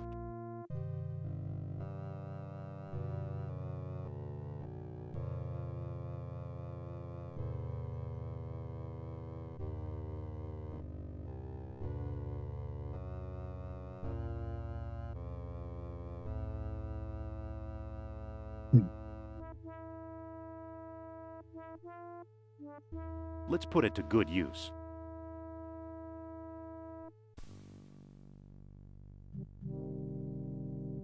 I don't think that'll do any good. Uh-oh. What's that smell? Yeah, let's burn the sub. That ought to hold them for a while. Okay.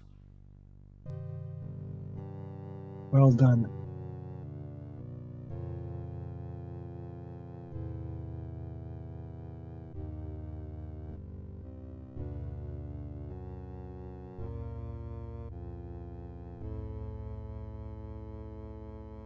I'm already there.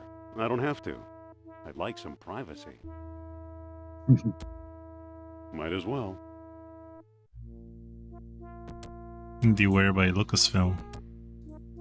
Oh, wait. Let's save. I might die. Subway.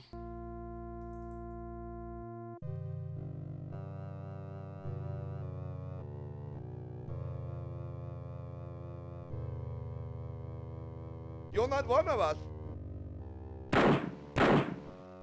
I think we found our thief.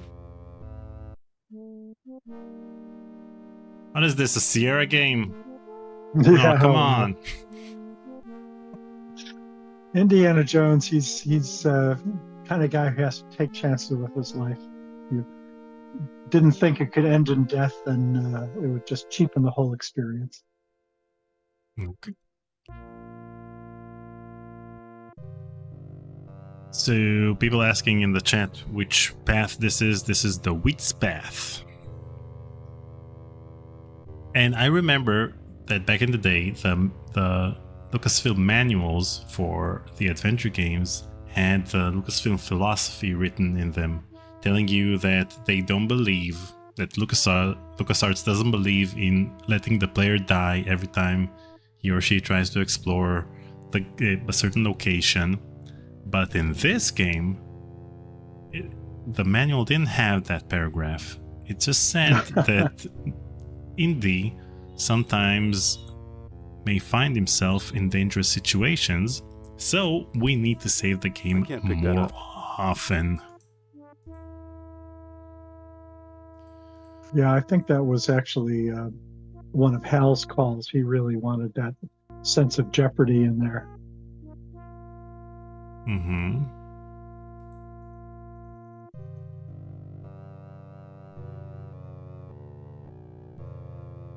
I remember in Last Crusade, we had a lot of debate about that and decided that one of the few things that we thought was reasonable for people to have Indy lose his life was punching Hitler in the middle of Berlin during a Nazi rally. We just figured that having him get out of that was a little bit too far-fetched.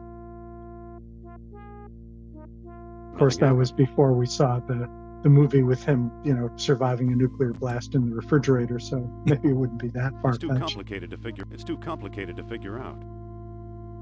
Okay, all I have to do is push the lever. Okay. There we go. Too complicated. This is like in The Matrix. I know Kung Fu because he had the torpedo manual. Yep. Okay. Push. I don't think that'll work. Pull. Use. No. Pull.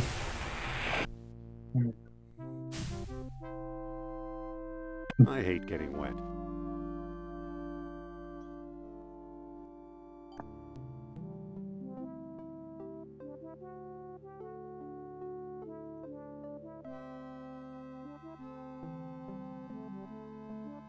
Ooh, a stone pedestal. Mm-hmm.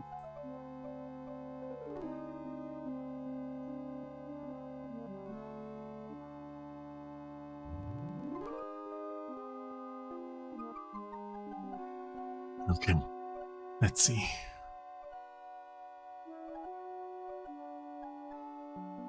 Sunstone supplied in the great colony and moon is also needed with a pale dawn to shred the darkest night.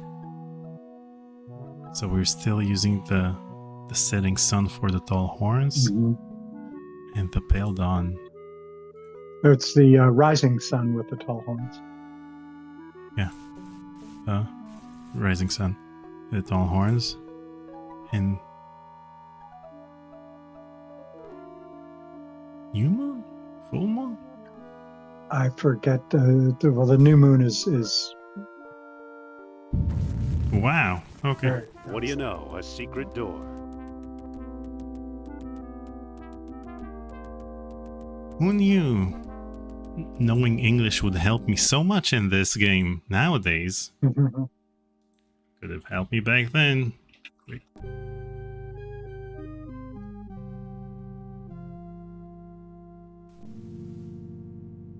So, the legend of a labyrinth hidden under the ruins of Knossos is true. The legend of Atlantis isn't any more far-fetched. Maybe it's true too.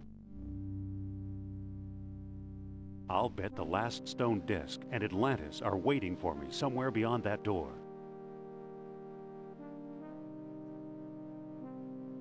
That's a bold assumption. Yeah. Oh, I remember that when I played this game for the first time, I wondered why you could see the stat you had in the next room. And that's because you have to use the whip on it. I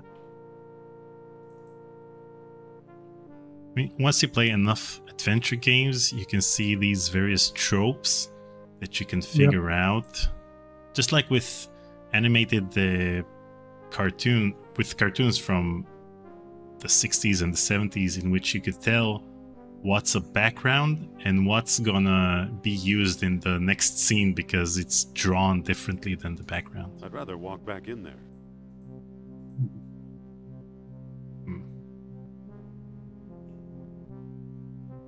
I can't pick that up.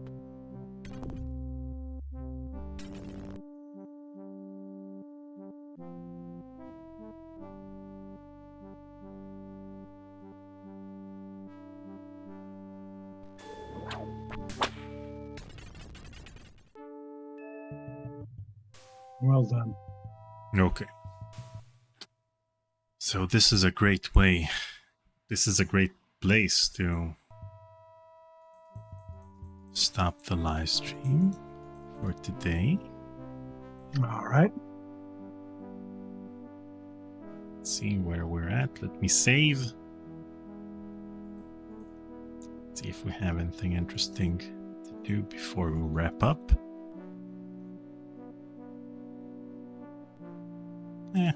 Okay. We'll explore next time. Okay. This was super fun, Noah. And thank you.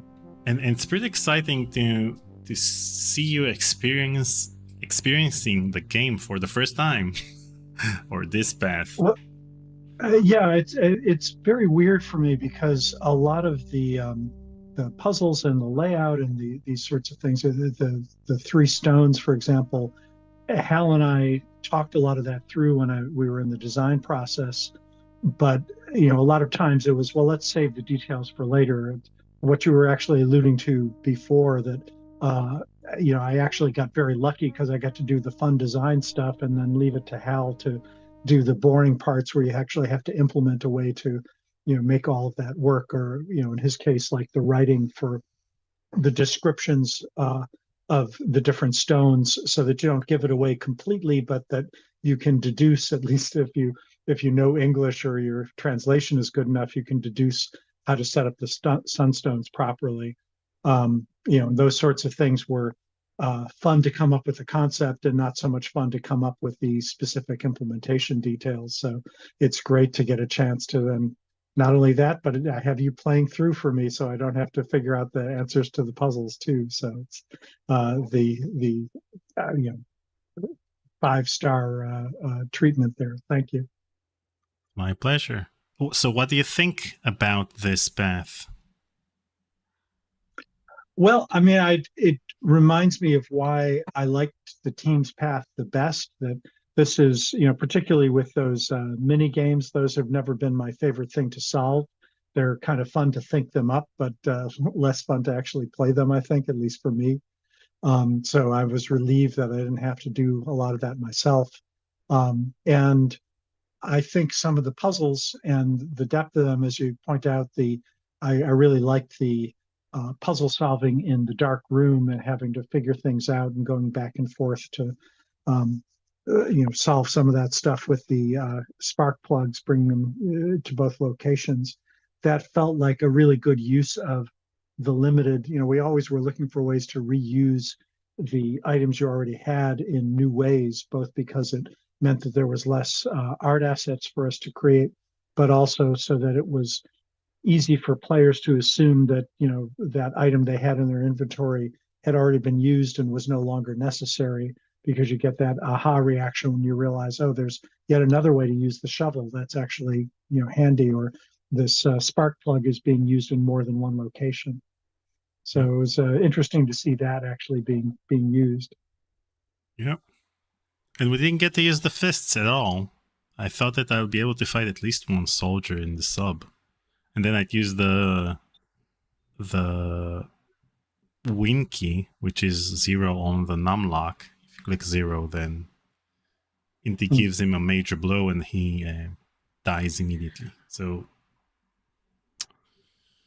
which is probably a conclusion you've all reached after Last Crusade, in which you actually had to fight through various segments of the game without having a cheat sheet or a cheat code to skip these scenes. We did find that the fighting in Last Crusade was one of the most often complained about areas, depending on the players. There were a handful that just loved it, but many people really hated being required to do it. And, given the amount of fistfights that Indy gets into in pretty much every movie, we didn't think that would be a big deal. But the interface as we set it up and the difficulty of actually winning, maybe if we had spent a little more time making that gameplay a little more fun, we would have been able to pull it off. But as it was, I think a lot of people just found it too random. And the spoiled crowd of the adventure game players who don't want any action scenes in their adventure games. That's also a major factor. Well, and it's, of course, why we segregated so much of that into a specific fists path, which, as I recall, was the least popular when we did surveys of what people played. But there were still, 10% or so of the people who played the game, that was their favorite path. Okay. Well, thank you again, Noah, for joining me for a live stream. Playing with you Indiana Jones and the Fate of Atlantis, first of all, it's a dream come true, because I like this game so much, and having you play the entire game with me, or what we've played so far, and hopefully we'll reach the end of the game in future live streams. So it's a dream come true. So thank you for that. And thank you for being so generous with your time and for actually working on this magnificent game. Well, and you're very welcome. And I'd like to thank you, and in particular, the people watching the live stream and the ones who will watch the recordings, who enjoy the game, or the handful of you who may be watching this despite not having played it yet. I hope you give it a try at some point. I want to say I get no royalties or anything from this game, but love to hear what people are saying about it. If they see it with fresh eyes in 2024, that would be a really fun thing to hear as well. But it's been a great pleasure, Daniel, and look forward to hopefully completing it with you at some point. Awesome. So thank you again. Thank you everyone for watching, and have a lovely weekend. Bye. Bye, everybody.